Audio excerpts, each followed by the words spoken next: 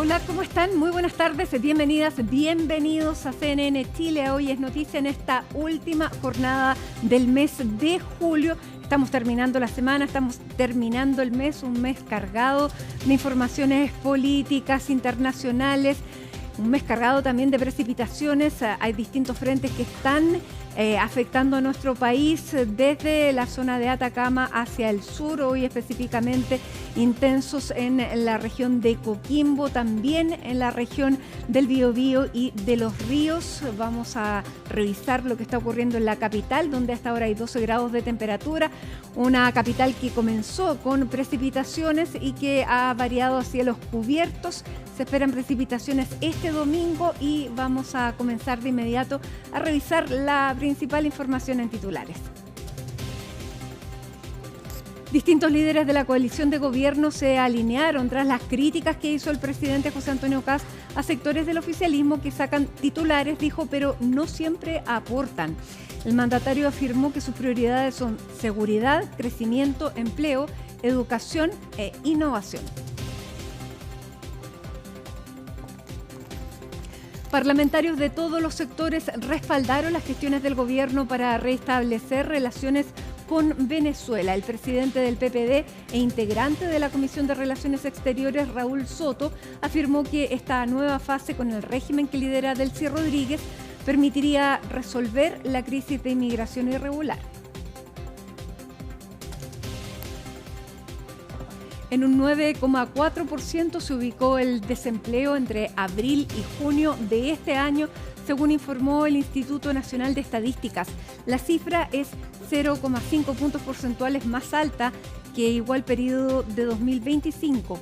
La informalidad, en tanto, sigue subiendo, llegando a 27%, mientras que la desocupación femenina aumentó a un 10,4%. Y en el exterior, unas 50.000 personas cruzaron de Marruecos al enclave español de Ceuta, ubicado en el norte de África, en un solo día. Según el gobierno de Pedro Sánchez, la mayoría ya de los marroquíes regresaron a su país, más de 48.000. Y en el deporte, la Fiscalía pidió prisión preventiva para Michael Clark y otros 4 ejecutivos del caso Sartor.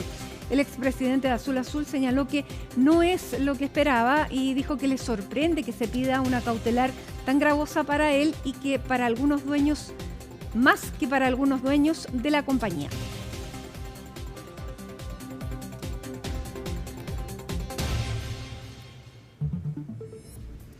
Públicamente, el presidente José Antonio Kast cuestionó a sectores del oficialismo que, según dijo, sacan titulares pero no siempre aportan. Lo dijo anoche y vamos a conversar junto a Colomba Eichholz todo lo que significa este emplazamiento al oficialismo, quienes efectivamente recibieron este mensaje, quienes no. Colomba, ¿cómo estás? Muy buenas tardes, Mati. Lo recibieron algunos personalmente porque esto se da en el marco ayer del aniversario de la Cámara de Comercio de Santiago, en el sector oriente de nuestro país, de la región metropolitana, donde estaba obviamente el presidente José Antonio Kast, varias autoridades y, como decía, parlamentarios de oficialismo que fueron testigos de este tirón de oreja, como lo calificaron en la UDI, por parte del presidente José Antonio Kast, por lo que ya veníamos conversando, Mati, hace un par de semanas respecto de las tensiones que se han generado al interior de los partidos de gobierno, también incluido el Partido Nacional Libertario, sobre iniciativas que diferentes colectividades han presentado en materia valórica y que ha incomodado al Palacio de la Moneda, justamente porque se trata de avanzar, decía ayer el presidente José Antonio Kast, en materia de seguridad, de economía, de empleo, y obviamente se enmarca también esta disputa entre los partidos oficialistas en la tramitación del Plan de Reconstrucción Nacional, que ya está a puertas de esta votación que se va a generar este martes en la sala del Senado. ¿Por qué digo algunos proyectos, Mati, han generado más que tensiones, incluso titulares y posteriormente tensiones? Porque decía el presidente y también han dicho miembros del Palacio de la Moneda, miembros de gobierno, que han incomodado y también distraído lo que es la agenda que está tratando de impulsar el presidente José Antonio Kast. Hablamos, por ejemplo, del proyecto de ley Escucha su corazón, del diputado Urruti Coechea del Partido Nacional Libertario, ¿no es cierto?, la semana pasada, si mal no recuerdo, cuando genera titulares, genera también toda una discusión valórica entre los mismos parlamentarios oficialistas con acusaciones cruzadas, recriminaciones y también declaraciones de los ministros de Estado. Posteriormente también esta semana lo que fueron las declaraciones del presidente y senador del Partido Republicano Arturo Esquella sobre la posibilidad de privatizar Codelco. Ahí también vimos diferentes miradas por parte de los partidos políticos, obviamente por parte también del ministro de Minería y de Economía, Daniel Mas, una polémica que también no termina de cerrarse aún. Hoy día también habían declaraciones y reacciones por esa idea. También vimos las presiones por parte del senador Rodolfo Carter, que si bien no es del Partido Republicano, es parte de la bancada del Partido Republicano en el Senado, ¿no es cierto?, presionando al gobierno también a que pueda avanzar con el indulto general a los uniformados condenados tras el estallido social. Y para más remate, ¿no es cierto?, respecto de todas estas iniciativas por parte de los partidos oficialistas, está justamente una iniciativa que el diputado Agustín Romero también anunció que se encuentra preparando para presentar en el Congreso, que es sancionar con cárcel la venta o la facilitación de misoprostol fuera también hay de las 3 causales para el aborto en nuestro país. Eso es parte también, y lo señalan desde la oposición, una agenda valórica que, ya lo decía también esta semana la ex ministra vocera Camila Vallejo, intentan los parlamentarios de oficialismo mover el cerco valórico. Desde la oposición obviamente hay críticas respecto de eso, pero también por parte del Palacio de la Moneda esto ha incomodado, porque obviamente lo que son negociaciones, iniciativas también que están en trámite prelegislativo, a puertas de la votación del plan de reconstrucción, lo cierto es que, Mati, no ayudan para nada al ambiente, incluidas también estas declaraciones de quién pone la música, ¿no es cierto? En el Partido Nacional Libertario, Johannes Kaiser decía que es esa colectividad la que le pone la música al gobierno. El senador Esquella nos dijo que le encantaba esa música porque era una música que en la que coincidían. También desde el Partido Nacional Libertario dijeron que se podía ir avanzando en los temas legislativos, pero que también había que avanzar en la batalla cultural. Esas fueron declaraciones de diputados del Partido Nacional Libertario, y la senadora Kaiser planteó también que había que terminar con este feminismo que venía impulsado de organismos internacionales. O sea, se está moviendo. Ellos dicen, podemos seguir legislando, pero más allá, después de la mega reforma, ¿qué es lo que vamos a seguir conversando? O sea, necesitamos avanzar también en los temas que nos interesan a nosotros.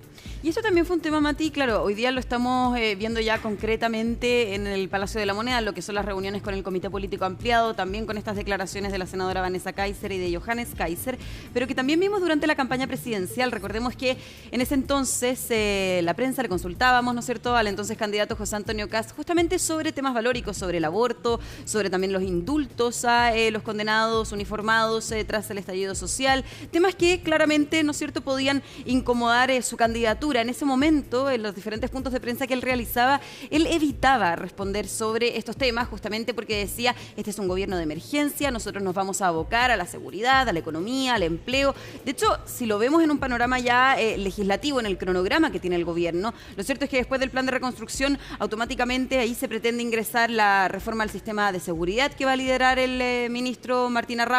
Reformas al trabajo. Reformas al trabajo, ¿no es cierto?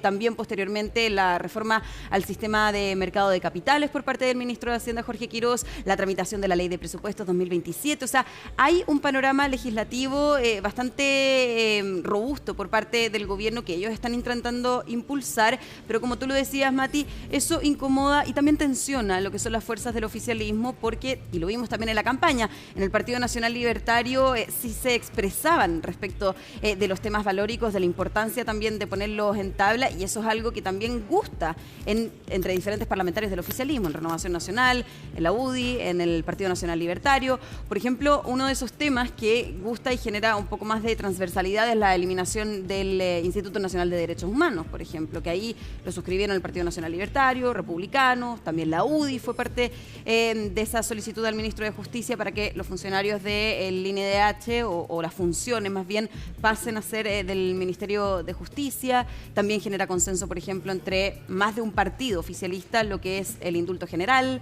Entonces vamos viendo también cómo va aumentando la presión no solamente desde una colectividad. Claro, ahora era bien interesante esta conversación con el senador Esquella que tuvimos hace 2 días porque hablamos, fue una conversación larga, hablamos de muchísimas cosas y preguntado sobre que si el gobierno no iba a promover temas distintos a lo que es la seguridad, el crecimiento. Él me decía, no, el gobierno no va a promover esos temas, pero el partido del presidente sí, le pregunté yo, sí me dijo. El partido del presidente sí lo va a promover. Y eso decía también, por ejemplo, bueno, en su calidad de presidente de la Cámara de Diputados, Jorge Alessandri, obviamente ahí diferente la militancia, ¿no es cierto?, la UDI, pero hoy día de manera muy institucional también dice a los parlamentarios les corresponde también presentar lo que son estas tramitaciones. Distintos son las urgencias, porque el senador Esquella dijo que él no era partidario de que esos temas se debatieran con urgencia. Claro, ahí va, efectivamente, ahí el gobierno toma la decisión si en el caso de suscribir algún tipo de proyecto valórico, le pone urgencia, le pone discusión inmediata, ¿no es cierto? Ahí también va revisando esas iniciativas el igualmente, gobierno. Claro, desde algunos parlamentarios van poniendo presión, no será urgencia, pero es presión que se traduce básicamente en lo mismo. Bueno, ayer le preguntábamos sobre esto, de hecho, por lo que fueron las declaraciones del fin de semana del ministro de la SECPRES, José García Ruminot, de cierta apertura, ¿no es cierto?, a poder discutir este proyecto de Escucha su corazón del diputado Urruti Coetxea. Posteriormente también conocimos, y según consignó el Mercurio, que el gobierno estaba en contra de poder avanzar o discutir, tramitar esa iniciativa. Y le preguntamos ayer al presidente del Partido Nacional Libertario y decía, bueno, nosotros le podemos poner la música al gobierno, el gobierno decide si baila, y también dándole esa libertad al gobierno de alguna manera elegir sus batallas, ¿no es cierto?, de ver si es que se tramitan o no, con qué urgencia, que es parte de lo que ha sido aquí esta negociación entre los partidos políticos, en donde también esto, a ver, primera vez, ¿no es cierto?, que vemos al presidente José Antonio Kast hacer público este reproche a los partidos oficialistas, porque sí se habían conversado de estos temas en los comités políticos, también en Cerro Castillo, con Renovación Nacional, con la UDI, republicanos. Entonces no era algo que sorprendiera en el entorno tanto del presidente como de los partidos políticos, pero sorprende y de alguna manera también se entiende que ya hay una incomodidad superior respecto de los temas que están planteando los partidos oficialistas, porque el presidente lo hace público ayer. Quizás, ¿no es cierto?, eso puede ser reprochable o no por parte de los presidentes de partido, pero lo cierto es que por lo menos hoy día conversaba con algunos y generó sorpresa que lo hiciera, y que lo hiciera en esta instancia que era el aniversario de la Cámara de Comercio de Santiago. Claro, así porque que, pone a prueba su liderazgo. Efectivamente, escuchemos y después seguimos hablando. En los medios de comunicación y también en algunos sectores políticos hay diversas materias de discusión que van copando la agenda. Siendo muy respetuoso siempre de esos debates, de esas discusiones, serán algunos de esos temas los que debieran estar primando en la agenda, en las ocupaciones principales que tenemos que tener, en ese debate que saca titulares, pero que no siempre aporta. Uno se pregunta, ¿cuál es la agenda de los chilenos? Es la agenda del gobierno. Es una agenda en temas de seguridad, una agenda en temas de crecimiento, una agenda en temas de empleo, una agenda en temas de educación, una agenda en temas de innovación. Ya, una agenda entonces que se está concentrando, decía el presidente José Antonio Kast, en todos esos temas que acaba de exponer, y que de alguna manera señala que hay otros temas que los partidos oficialistas se están metiendo ahí por el lado. Y esos temas serían los que están incomodando, más que nada los valóricos. Claro, y él asume su rol entonces como jefe de coalición. Eso es lo que no saben. Eso es lo que no sabemos, y eso, claro, resta, ¿no es cierto?, ver también si es que hay un reproche directo. Eso también es interesante, Mati. En su discurso no hace alusión a un partido político en particular. Dice, bueno, respecto de los debates que han generado titulares, y ahí uno puede entender obviamente a qué se está refiriendo.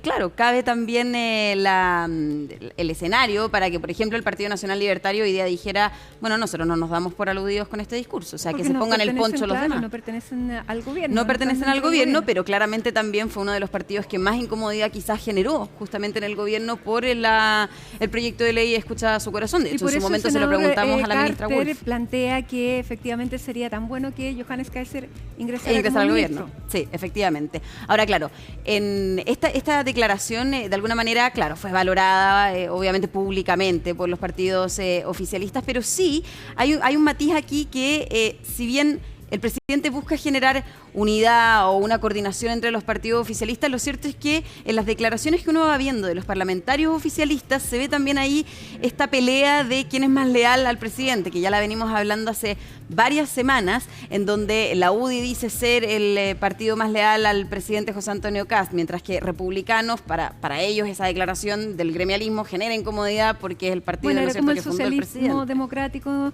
con el Frente Amplio y el Partido Comunista, claro, que eran el núcleo del gobierno inicialmente, pero finalmente los que apoyaban básicamente todos los proyectos era el socialismo democrático, sí, y los que ponían más en problemas al presidente era su propio partido, el Frente Amplio, con sí, el Partido Comunista y el Frente Amplio. Claro, en ese momento recuerdo hablábamos de las dos almas del gobierno y hoy día podríamos estar teniendo la misma conversación respecto de los partidos. Aquí el Partido Republicano por un lado, el gremialismo, Renovación Nacional, que Renovación Nacional ahí también juega un rol bastante importante y diferente quizás al gremialismo y el republicano.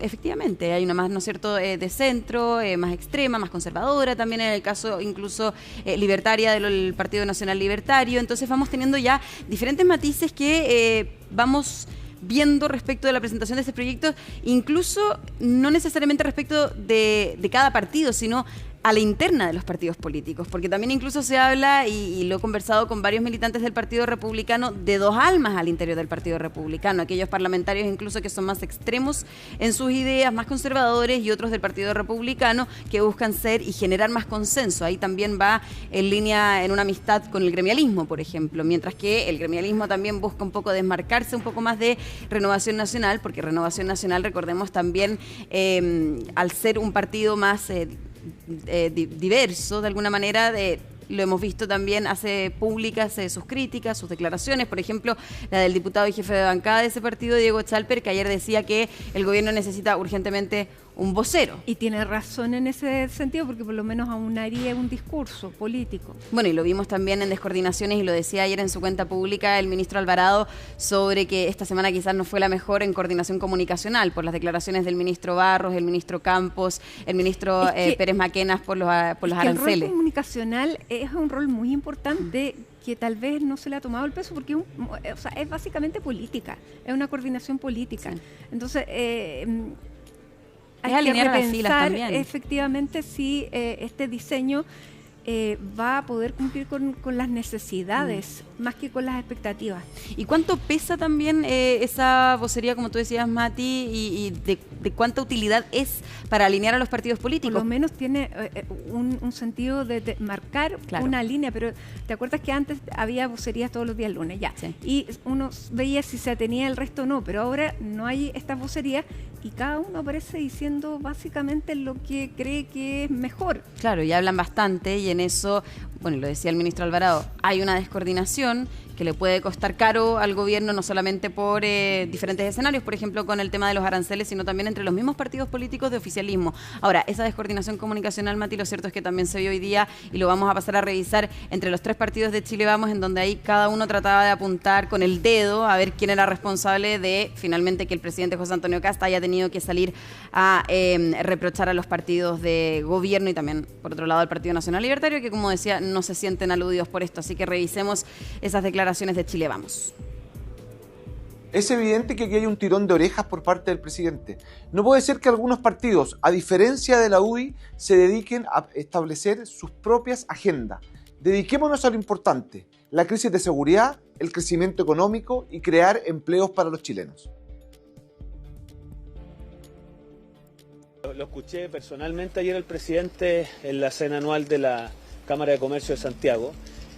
Yo creo que cuando uno es oficialista, y esto, mire, me trajo la memoria, lo hablábamos aquí con el concejal Cruzcoque, el presidente Piñera siempre nos decía foco en los temas importantes. Y hoy día los temas importantes para los chilenos son empleo, ingreso, seguridad. Por ahí vamos, y por lo tanto cualquier cosa que se aparte de eso, efectivamente, como lo dijo ayer el presidente, distrae.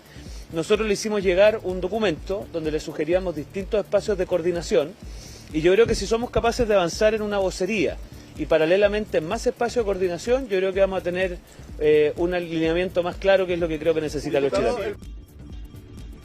Resulta incomprensible que el Partido Republicano, siendo el principal partido de gobierno y el corazón político de la administración del presidente Kast, insista en impulsar una agenda identitaria que divide, desordena, distrae y termina tensionando innecesariamente al propio gobierno. Algunos en el Partido Republicano todavía no asumen que deben dejar de ser un partido atrincherado y hoy les corresponde respaldar, construir y contribuir al éxito del gobierno del presidente Kast. Un gobierno de emergencia cuya misión es resolver las urgencias de las familias chilenas y no abrir debates que no están dentro de las prioridades del país. Ya, ¿qué están las prioridades del país, por ejemplo, Mati? El plan de reconstrucción nacional. Y eso lo hemos conversado aquí. El empleo, que el empleo, bueno, el empleo también, que lo vamos a hablar con, ¿no es cierto?, con Pilar Gutiérrez, me imagino, más tarde. El empleo es uno de los grandes temas, el plan de reconstrucción nacional. Ahí hay diferentes debates. La seguridad, que se va a presentar varios proyectos de ley. Sí, bueno, se supone que efectivamente que los próximos días y ya cuando se despache el plan de reconstrucción debería ya entrar al Congreso, como lo hizo todo este tiempo el ministro Jorge Quirós, el ministro de Seguridad Pública Martín Arrau, para dar a conocer esta reforma al sistema de seguridad. Entonces, con una apuesta alta porque trae una reforma constitucional. Así es. Y bueno, también hablando, bueno, antes de meterme en verdad en reforma constitucional, porque tenemos también que hablar de eso, Mati, quiero que pasemos a revisar también ahí cuál es la declaración del Partido Republicano, porque en el fondo aquí vimos en Chile Vamos diferencias y también estas responsabilidades que tratan de atribuir entre ellos a los partidos políticos, siempre ahí la UDI diciendo que es más leal al gobierno, pero ahí también generando cierta tensión con el Partido Republicano. Tenemos las declaraciones, Mati, del jefe de bancada, el diputado Benjamín Moreno, así que revisémoslas y después voy a comentar una reforma constitucional interesante también. Siempre es positivo y es bueno que existan más espacios de mejora. Desde las bancadas del oficialismo también estamos buscando nuevos espacios formales para ir resolviendo nudos, afinando detalles y teniendo mayores espacios de coordinación fijos, semanales, para poder ir avanzando en esas materias. Creo que el presidente tiene toda la razón en lo que señala. Y también, ¿no es cierto?, legitima el diputado Moreno la posibilidad de que los parlamentarios pueden y tienen el derecho de presentar diferentes proyectos. Hoy día también lo decía el presidente de la Cámara de Diputados, Jorge Alessandri, pero valorando también este llamado público que hizo ayer el presidente José Antonio Kast. Ahora yo voy a hablar de reformas constitucionales, Mati, porque también una reforma importante que ingresó el gobierno a comienzos de esta semana fue justamente para poner como sanción la cesación en el cargo de autoridades públicas. En este caso se amplió a autoridades electas popularmente que den positivo en un test de droga. ¿Y por qué voy a retomar lo que iniciamos conversando esta semana respecto de lo que ingresó, o más bien presentó el gobierno? Porque también durante esta jornada, y también ha sido tema, lo fue ayer en la tarde, el ex subsecretario de Hacienda, Juan Pablo Rodríguez, publicó en sus redes sociales un examen de droga, en este caso en la clínica UC Christus. Recordemos que el ex subsecretario de Hacienda sale la semana pasada y a través de un comunicado público él dice que no es un consumidor de droga. Recordemos que ese primer examen que se realizó en el mes de junio había dado positivo en droga y es por eso que se le solicita la renuncia por parte del gobierno. Pues bien, en ese momento él en un comunicado había señalado que se iba a realizar más exámenes que demostraran que él no era un consumidor de droga. Estos exámenes, de hecho, dieron su resultado durante esta jornada, lo publica el ex subsecretario de Hacienda, Juan Pablo Rodríguez, y vamos a también hablar sobre el contexto. Pero primero, revisemos parte de este comunicado entonces que hace público el ex subsecretario de Hacienda, Juan Pablo Rodríguez, en donde se señala por parte de la clínica UC Christus que con fecha 27 de junio del 2026 se tomó muestra de cabello al señor Juan Pablo Rodríguez Oyarzún para la detección de las siguientes drogas: anfetamina, cannabinoides, cocaína, opiáceos y feniciclidina. Ahí están las drogas que medía entonces la clínica UC Christus en este examen toxicológico, y que el resultado, emitido con la fecha 31 de julio de 2026, fue recibido con fecha 31 de julio de 2026 y su resultado es negativo. Obviamente ahí también una noticia, una novedad importante en toda la discusión que finalmente ha sido en torno a comunicados que han ido por parte del laboratorio, en donde inicialmente finalmente se realizó este examen el ex subsecretario de Hacienda, porque ayer, Mati, este laboratorio hace público también en un comunicado que Juan Pablo Rodríguez había realizado justamente este examen en el mes de junio, un examen toxicológico. ¿Y qué decía este comunicado publicado entonces por Corton Health, que es donde el ex subsecretario de Hacienda se realizó el examen? Que el pasado 27 de julio Juan Pablo Rodríguez remitió una carta solicitando que la contramuestra fuese entregada a un laboratorio distinto. En lugar de proceder a su apertura y análisis en este laboratorio, en Corton Health Limitada, el laboratorio designado y acreditado para la ejecución del servicio,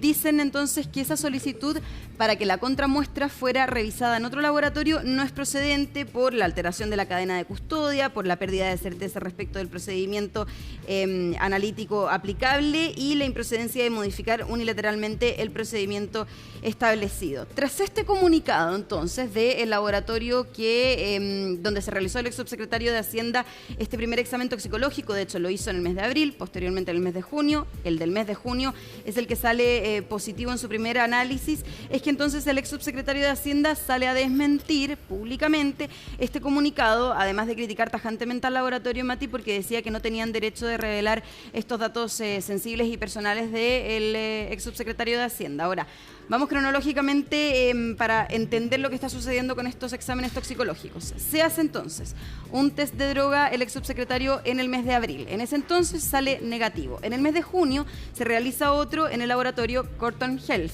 En ese sale entonces positivo. Ese es el examen que lleva a que La Moneda le solicite la renuncia. En este comunicado, Corton Health dice que el ex subsecretario no había solicitado la contramuestra, pero que de todas maneras el laboratorio había sometido a otro examen toxicológico la misma muestra de pelo que el subsecretario entonces había dejado en el laboratorio en junio. ¿Por qué es importante ahora lo que vamos a decir? La contramuestra se ha transformado en la gran polémica. Hablamos entonces de dos exámenes que se realizaron con la misma muestra de pelo en este laboratorio. Salen positivo, bien digo.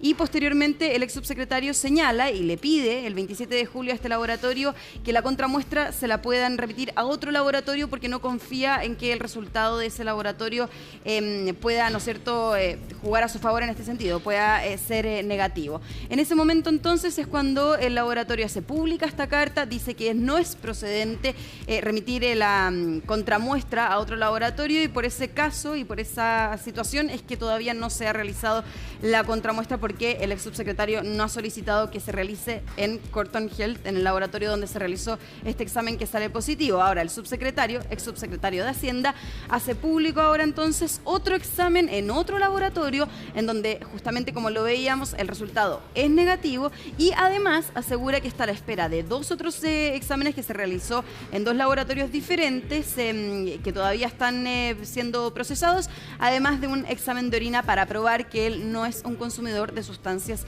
ilícitas. Ahora, según el comunicado entonces que publicó, según también la información que le entregó UC Christus, es que el ex subsecretario de Hacienda, Juan Pablo Rodríguez, emite una declaración pública. Tenemos de hecho el video que él mismo publica en sus redes sociales para que pasemos a revisarlo y luego también entregamos más información que se ha conocido durante esta jornada en el Palacio de la Moneda. Siempre he dicho la verdad y voy a demostrarlo. Por eso, cuando se me comunicó la noticia la semana pasada, informé a la ciudadanía que me iba a realizar exámenes de orina y de pelo en distintos laboratorios prestigiosos del país para poder demostrar esa verdad. Ahora, hace pocos minutos, me acaba de llegar el examen de pelo que me hice en la Universidad Católica, que da cuenta de un resultado negativo para cualquier tipo de drogas. Este examen de pelo, sumado al examen de pelo negativo que tengo de abril, tipo de examen que pesquisa de 3 o 4 meses hacia atrás, da cuenta que lo que he dicho siempre es verdad.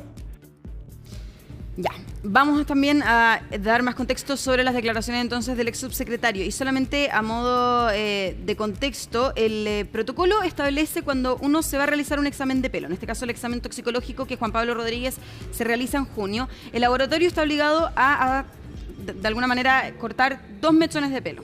El primer mechón de pelo se va a ir a la muestra que es la muestra original, que es donde Juan Pablo Rodríguez ahí en esa muestra da positivo.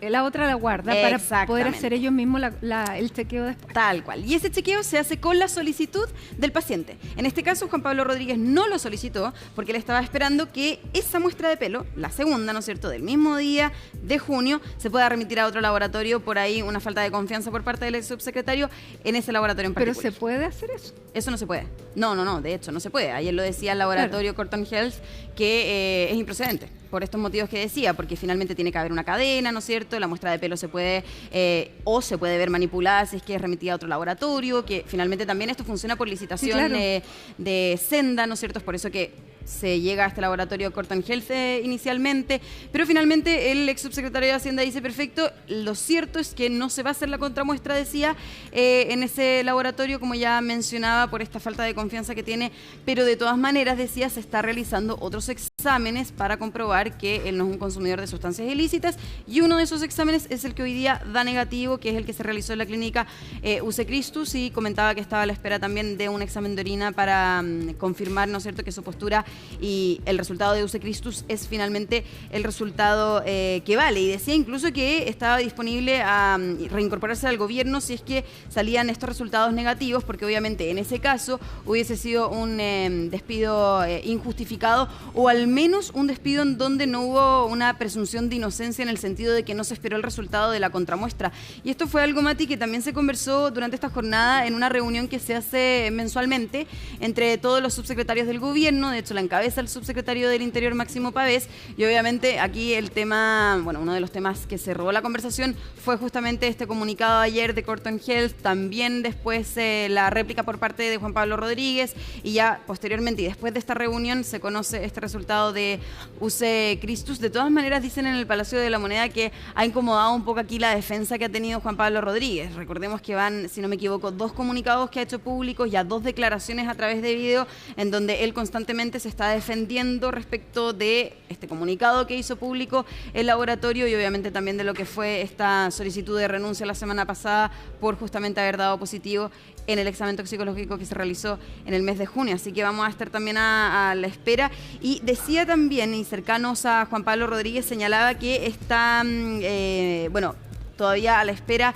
de más información que le pueda entregar el laboratorio respecto de quizás por qué sucedió esto, por qué dio un positivo inicialmente en el examen que se realizó en junio. Algunos señalan que puede haber sido una muestra contaminada. Eso posiblemente, señalan cercanos a Juan Pablo Rodríguez, puede haber sido el motivo de por qué ese resultado fue positivo. Y si los datos necesarios que hoy día está solicitando Juan Pablo Rodríguez no se los entrega el laboratorio, hay datos ya más específicos de por qué se pudo haber llegado a ese resultado, dice que los va a solicitar esa información judicialmente. Así que también va a ser interesante, Mati, saber si es que, los demás exámenes que se realizó Juan Pablo Rodríguez dan justamente negativo, al igual que los de UC Christus, si finalmente solicita la contramuestra en el mismo laboratorio donde inicialmente se realiza este examen, que da resultado positivo, y eventualmente ya cuando finalice y conozcamos el resultado de todos estos exámenes, saber si en primer lugar se va a reincorporar al gobierno, si es que salen negativos obviamente todos los exámenes toxicológicos, y si eventualmente también presenta acciones legales. Perfecto. Bueno, falta bastante. Sí.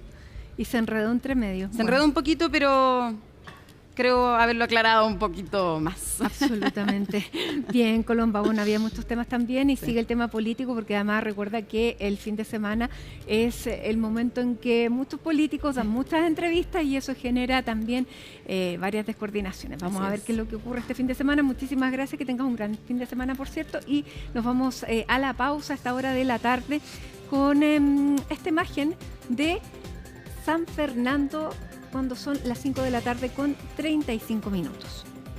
Justo ayer, a esta misma hora que Chile y Venezuela anunciaron la decisión de reactivar sus relaciones consulares con miras a restablecer relaciones bilaterales plenas que permanecen rotas desde el año 2024, cuando Venezuela expulsó a todo el cuerpo diplomático luego que Chile no reconociera el resultado de las elecciones en que Nicolás Maduro se declara ganador. Bueno, ¿qué implica todo lo que ha ocurrido a partir del día de ayer? Aquí está Francisca Cárdenas para contarnos. ¿Cómo está, Francisca? ¿Cómo estás? Muy buenas tardes. Y un largo camino, pero esta primera etapa, han dicho las autoridades, de poder recomponer las relaciones para principalmente ayudar a los ciudadanos. los servicios consulares, que se puedan abrir las embajadas que están cerradas ya hace más de 2 años.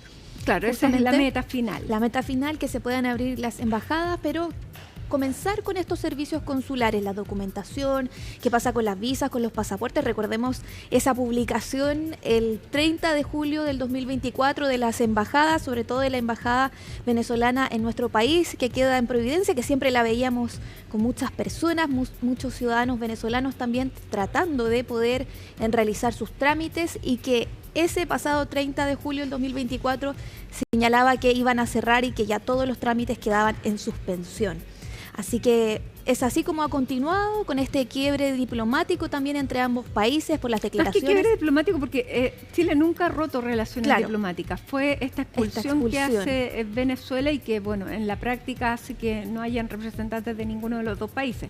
Claro, por las elecciones, por ese proceso complejo también de lo que fueron los resultados también que se comentaron, de los que también se expresó el expresidente Gabriel Boric, y también por lo que fueron las elecciones en ese país, el Consejo Nacional Electoral, que dio como ganador, recordemos, a Nicolás Maduro, que competía además con el candidato opositor Edmundo González. Todo eso entonces generó esto, que fue como a modo de represalia también por parte de Nicolás Maduro, de pedir inmediatamente que se devolviera el cuerpo diplomático chileno que estaba en Caracas a nuestro país, en conjunto con el embajador en ese entonces, Jaime Gazmuri, quien también, tú conversaste con él, también se ha expresado con respecto a esta decisión de poder retomar las relaciones principalmente consulares, pero aunque él también dice que es importante todo lo que tiene que ver con las expulsiones, pero que es algo que él considera que no se va a lograr durante este gobierno. Y a todo esto... Bueno, todo y que considera también que es muy positivo, porque es el primer paso para el restablecimiento ya completo. Sí, y ha tenido una alta valoración en el mundo político. Todos han dicho transversalmente que consideran que este primer paso es positivo para ambos países.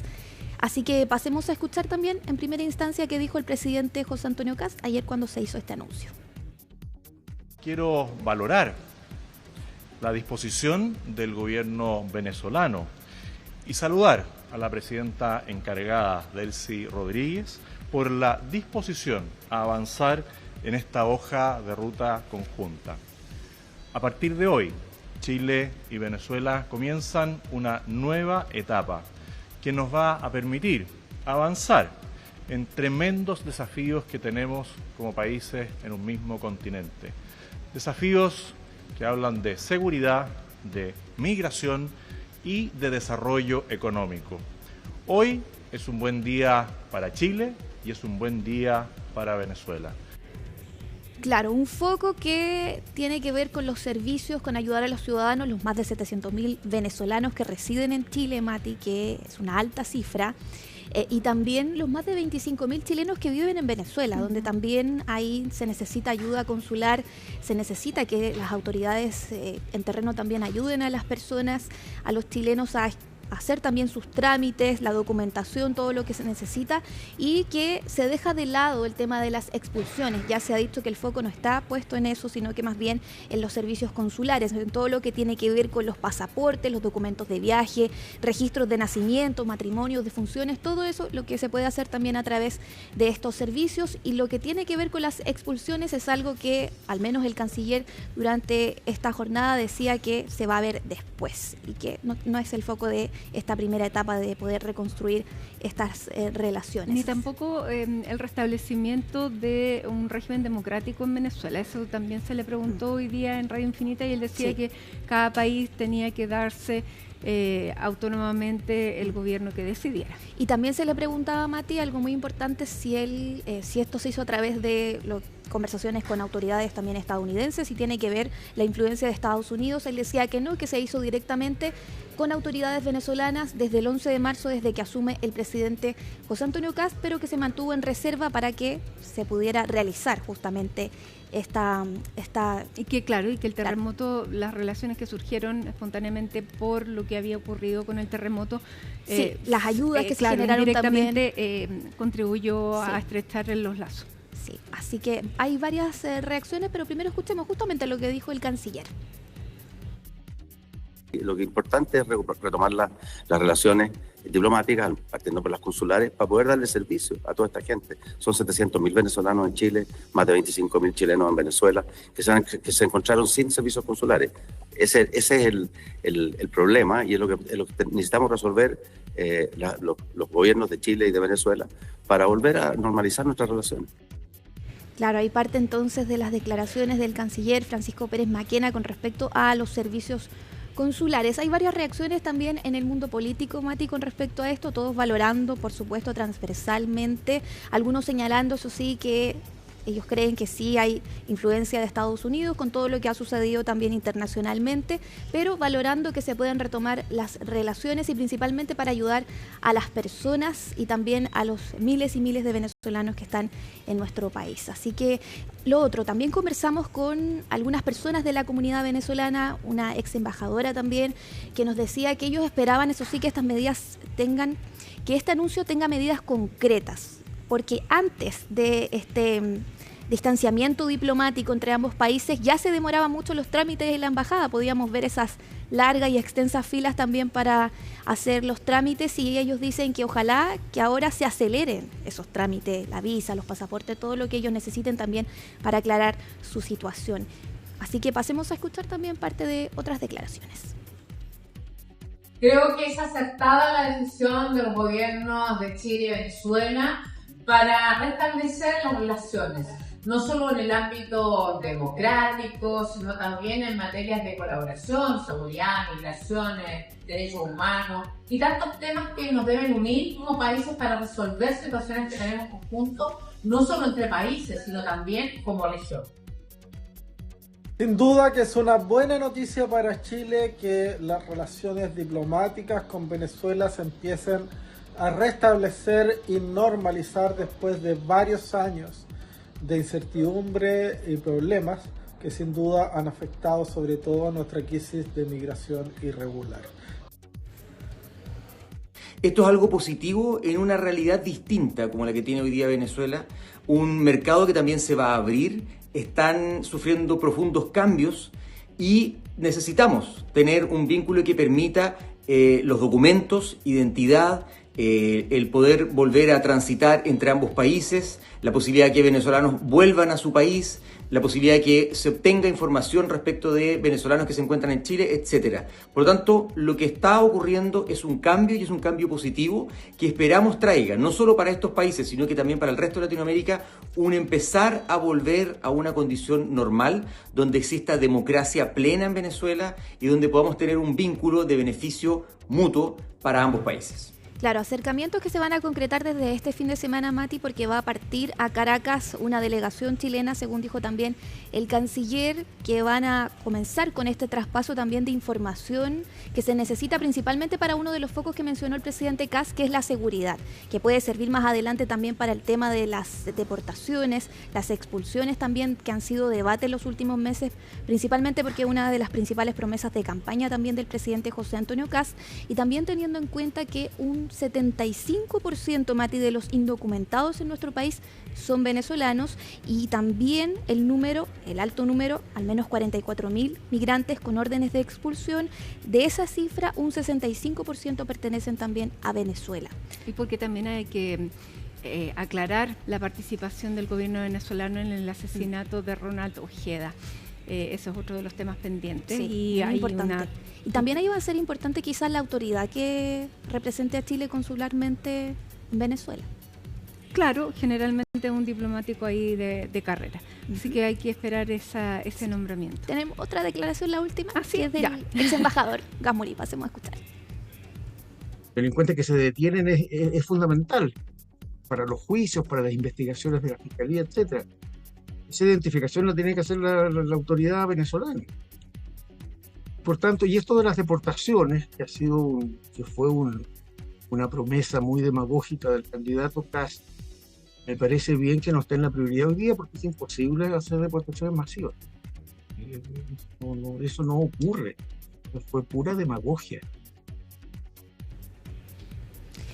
Ahí entonces parte de las declaraciones, Mati, hay que ver entonces qué va a pasar cuáles van a ser las medidas concretas, en qué se va a expresar finalmente este primer paso, esta primera etapa también entre ambos países. Muy importante también para el tema de la seguridad y esa promesa de campaña de la que se habla siempre, del presidente Kast.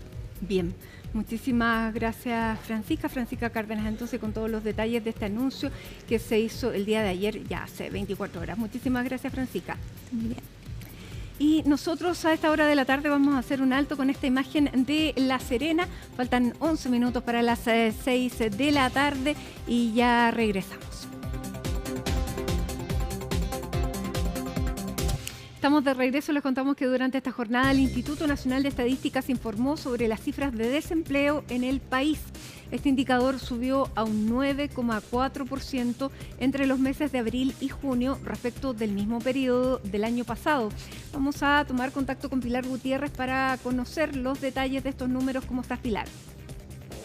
¿Qué tal? ¿Cómo estás? Muy buenas tardes. Y claro, la tasa de desempleo llegó a 9,4% a nivel nacional, según informó el INE esta mañana. Y esto quiere decir que se mantiene en el mismo nivel que en la medición anterior. Sin embargo, en términos anuales da cuenta de un aumento de 0,5%, una cifra que, por cierto, sigue generando preocupación entre los expertos, también en el gobierno, porque dicen, si bien se mantiene respecto a la medición anterior el desempleo, de todas formas sigue siendo históricamente un nivel bastante elevado. De hecho, está entre los niveles más altos de los últimos 5 años, incluso en plena pandemia.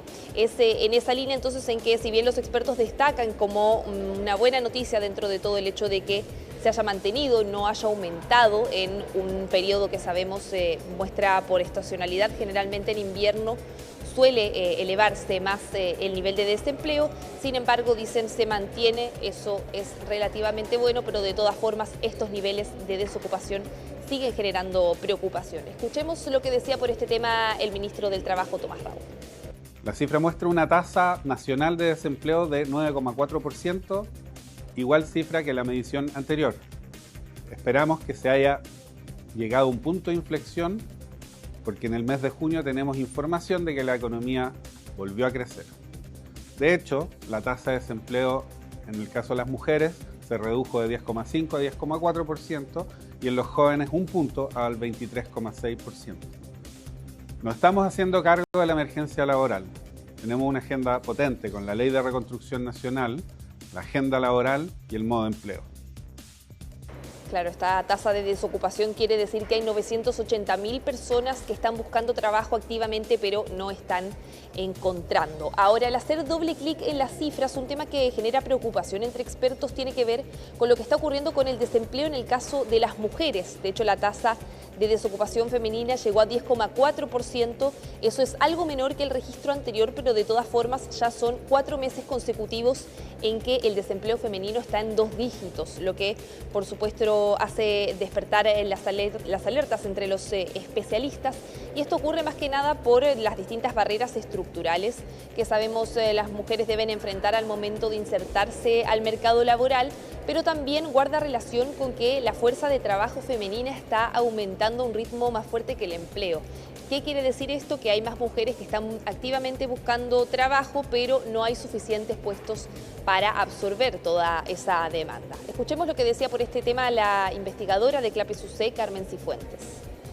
Pese a que la creación de empleo fue considerablemente mayor entre las mujeres en comparación a los hombres, también están ingresando más mujeres al mercado laboral. Entonces se está expandiendo a un mayor ritmo la fuerza de trabajo femenina, pero se están creando empleos que no son suficientes para absorber a todas estas mujeres que se están incorporando al mercado del trabajo, y eso se está traduciendo en mayores aumentos de la tasa de desempleo. O sea que hay una proporción que ya es mayor al 10% en algunos trimestres de mujeres que buscan un empleo y no lo encuentran. Otro tema en donde al hacer doble clic también fijan su atención los expertos es lo que está pasando con la informalidad, que llegó a 27%. También el mismo registro que en el mes exactamente anterior, pero en términos anuales hay un alza de 1% en la informalidad. En este sentido lo que estamos viendo es que de hecho es el sector informal, que está explicando exclusivamente la creación de nuevos puestos de trabajo. Si bien se debería aspirar a que sea el sector formal el que impulse la creación de nuevos puestos, pensando en que sabemos son trabajos que incluyen mayor seguridad social, con cotizaciones previsionales, de salud, y por lo mismo entonces es un factor que sin duda genera preocupación entre los especialistas. En el último año se crearon 115.000 nuevos puestos de trabajo informales, mientras que en el sector formal se están destruyendo puestos de trabajo. Escuchemos lo que decía el especialista Juan Bravo por este tema. Lo más grave del reporte es cómo se está desplomando el empleo asalariado formal en el sector privado.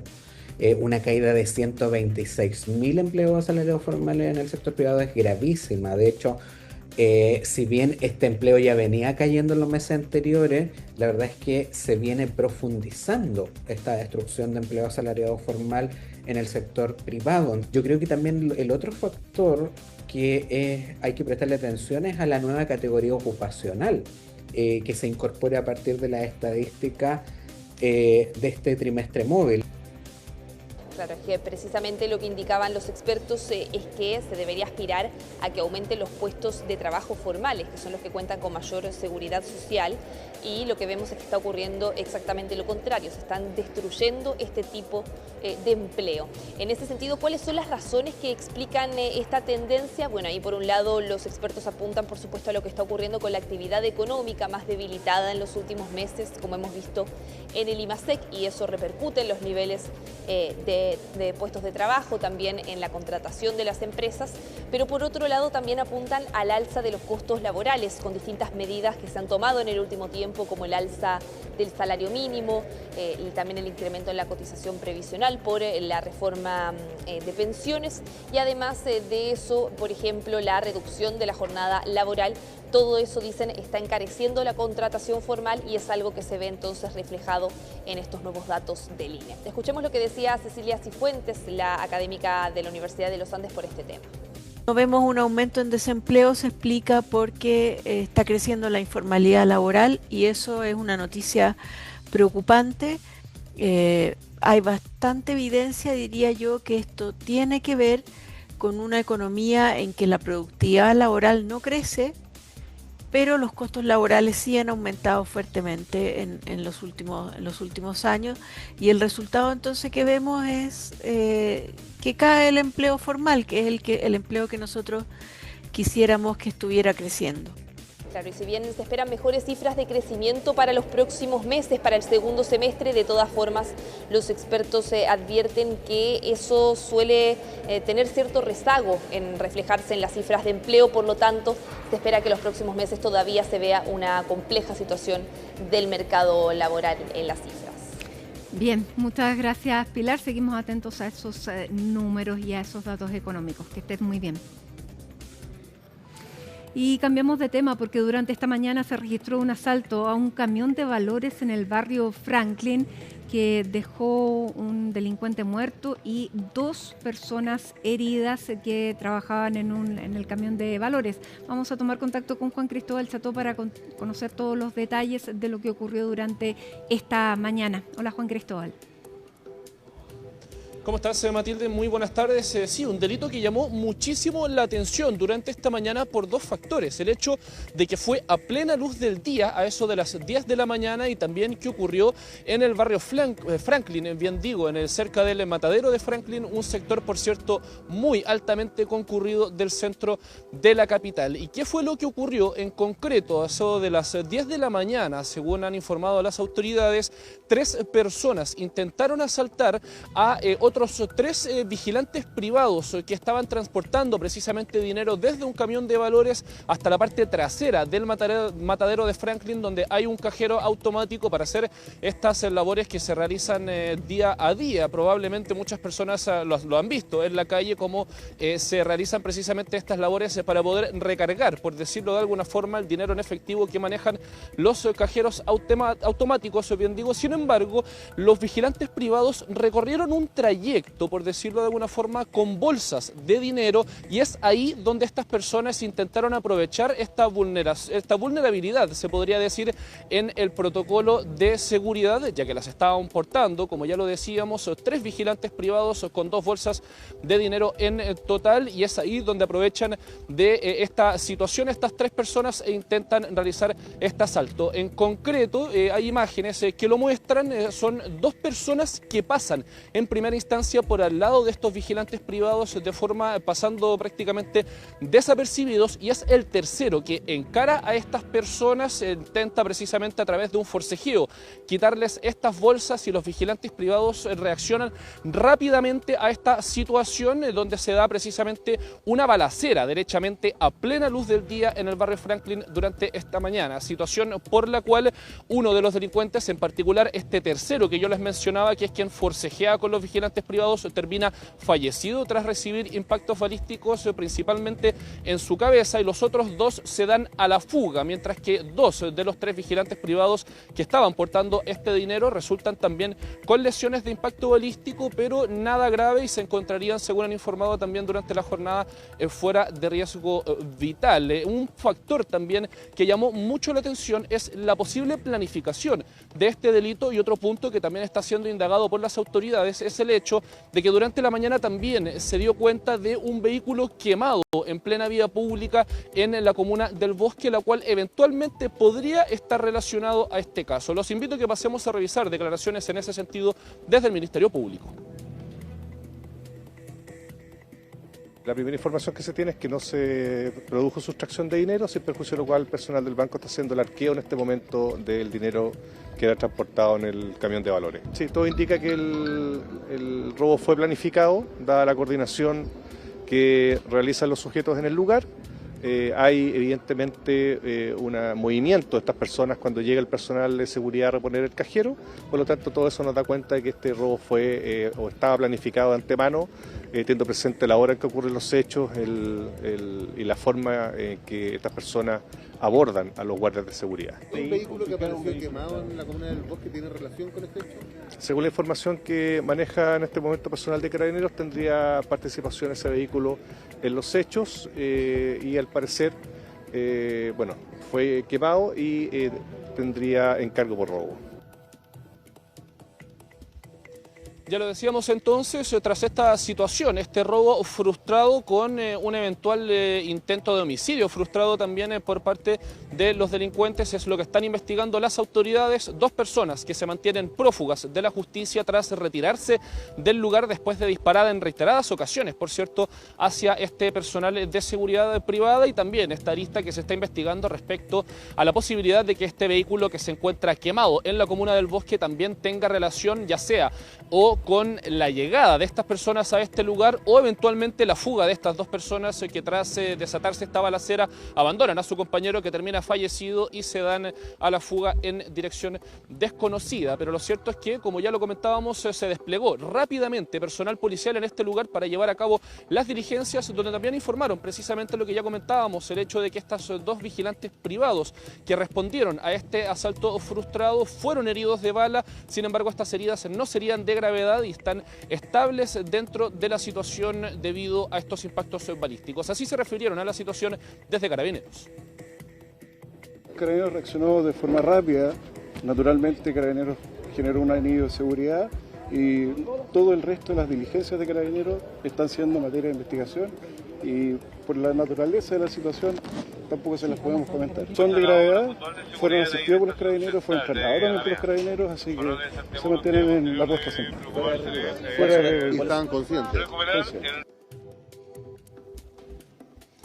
Y lo comentábamos también al principio de este contacto, Matilde, el hecho de que este es un delito que ocurre a plena luz del día y en un lugar altamente concurrido, situación por la cual tuvo también múltiples testigos. Personas que, por ejemplo, dijeron haber visto a estos sujetos tomando desayuno en un local cercano, esperando presuntamente a que pasaran estos vigilantes privados con estas bolsas de dinero para poder cometer el delito, y también muchas personas, en particular locatarios, personas que trabajan en el comercio, en este sector del centro de la capital, que dijeron que es una situación preocupante, primero porque la seguridad en el sector ya estaría en declive, se podría decir, o en una situación bastante compleja, lo que no solamente hace muy difícil trabajar en el sector, ya que son personas que tienen que ir a este lugar todos los días para poder ganarse en la vida prácticamente, sino que también por el hecho de que tratarse de un barrio particularmente comercial, también es un tema que puede eventualmente ahuyentar a las personas que quieran comprar distintos enseres o elementos en este sector, que se estaría viendo afectado entonces por la delincuencia, no solamente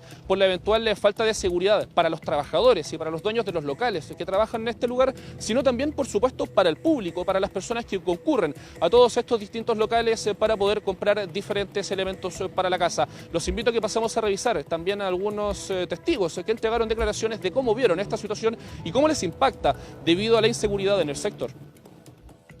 Le dije al que le entrego carne, le dije, hay 6 personas ahí que son desconocidas, y yo le dije, mire, en los segundos escuchamos que los balazos.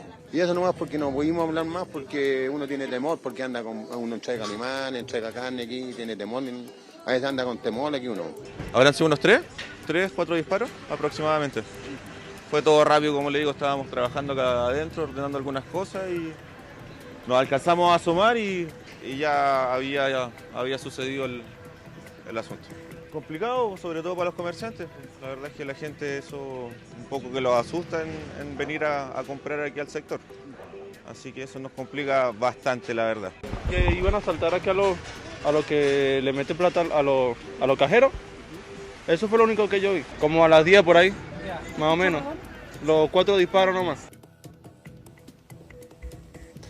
Un delito, ya lo comentábamos, bastante violento y también bastante llamativo debido a que se dio en un lugar altamente concurrido y a plena luz del día, cerca de las 10 de la mañana, por lo que son varias las piezas que van a tener que dilucidar en el puzzle que ha sido este delito las autoridades. Principalmente las 2 personas que se dieron a la fuga, si es que este delito fue o no planificado, si es que hubo, por ejemplo, también algún tipo de dateo detrás de este delito que se vio frustrado, y por supuesto también cuál es la relación que podría tener con esta causa el auto quemado que apareció en la comuna del Bosque. Bien, Juan Cristóbal, muchísimas gracias. Muy buenas tardes. Buenas tardes. Y a esta hora de la tarde son las 6:09. Vamos a retomar lo que estábamos conversando hace algunos instantes atrás sobre este restablecimiento de relaciones consulares entre Chile y Venezuela. Es uno de los temas en política internacional que hemos hablado durante esta semana. Bueno, es uno también de los que queremos hablar con quien fue ministro de Relaciones Exteriores. Su último cargo fue embajador de Estados Unidos, embajador de Chile en Estados Unidos, así que ese también va a ser otro de los temas a tratar, y nos contactamos con Juan Gabriel Valdés. Juan Gabriel, muchísimas gracias por este contacto a esta hora de la tarde. ¿Cómo está? Muy bien, Matilde, mucho gusto de estar con usted. Muchas gracias, Juan Gabriel. Bueno, queríamos partir conociendo su opinión sobre este restablecimiento de relaciones consulares con Venezuela y hacia dónde pudiera apuntar un restablecimiento de relaciones con ese país. Bueno, yo creo que es una decisión positiva. Creo que es necesario para los chilenos que viven en Venezuela y para los venezolanos que están en Chile el que haya una relación consular que les permita normalizar su vida. Vivir en una situación en la cual no tienen acceso a documentos, no tienen posibilidades de comunicarse con sus familiares para alguna gestión o algún trámite, es algo extraordinariamente antipático. Y por lo tanto creo que para ellos la vida va a ser más fácil y eso en sí mismo es positivo. Ahora, la situación de Venezuela es una situación muy lamentable por cuanto está en un cuadro como de protectorado, y naturalmente que en ese cuadro de protectorado la relación política entre los dos gobiernos no va a ser fácil, o más bien dicho, va a pasar muy cerca de Washington más que de Caracas. ¿Usted cree que este restablecimiento de relaciones consulares también tuvo como mediador o Estados Unidos de alguna manera? No lo sé, porque mientras se mantenga en un terreno solamente consular, creo que lo práctico y lo razonable y el sentido común era que los dos gobiernos nunca deberían haber hecho eso. Hay que subrayar el hecho que la decisión de expulsar hasta los cónsules fue de Maduro, Así es. no fue del gobierno de Chile, por cierto. Por lo tanto, lo que se ha restablecido es el sentido común. Ahora, ¿cómo va a seguir la relación diplomática? Eso es más difícil de predecir. Porque se debería apuntar a una relación política, porque esto es solamente a nivel consular. Así es, exactamente. Es solamente a nivel consular, hasta donde yo entiendo, y la relación política es compleja, porque el gobierno es un gobierno de emergencia, se supone, o es un gobierno momentáneo, mientras Estados Unidos no decide si se puede llamar o no a elecciones en Venezuela. Ahora, Juan Gabriel, ¿usted cree que esto puede permitir resolver una crisis migratoria, lo que tenemos con Venezuela en este momento, el restablecimiento de relaciones consulares, o habría que apuntar a un restablecimiento de relaciones plenas? Yo preferiría una relación plena, pero naturalmente que esto es una apertura que permite al menos conocer cuál va a ser la opinión del gobierno de Delcy Rodríguez sobre el tema de las migraciones y de los migrantes que serían devueltos. En realidad, como se sabe, durante el gobierno del presidente Boric, Maduro no prestó ninguna colaboración, al contrario, saboteó toda posibilidad de retorno de los venezolanos a Venezuela. Hoy día yo espero que va a haber otra disposición. Y es difícil decir por cuanto en realidad todas las atribuciones que tenga la presidenta respecto a este tema van a ser conversadas antes con Estados Unidos.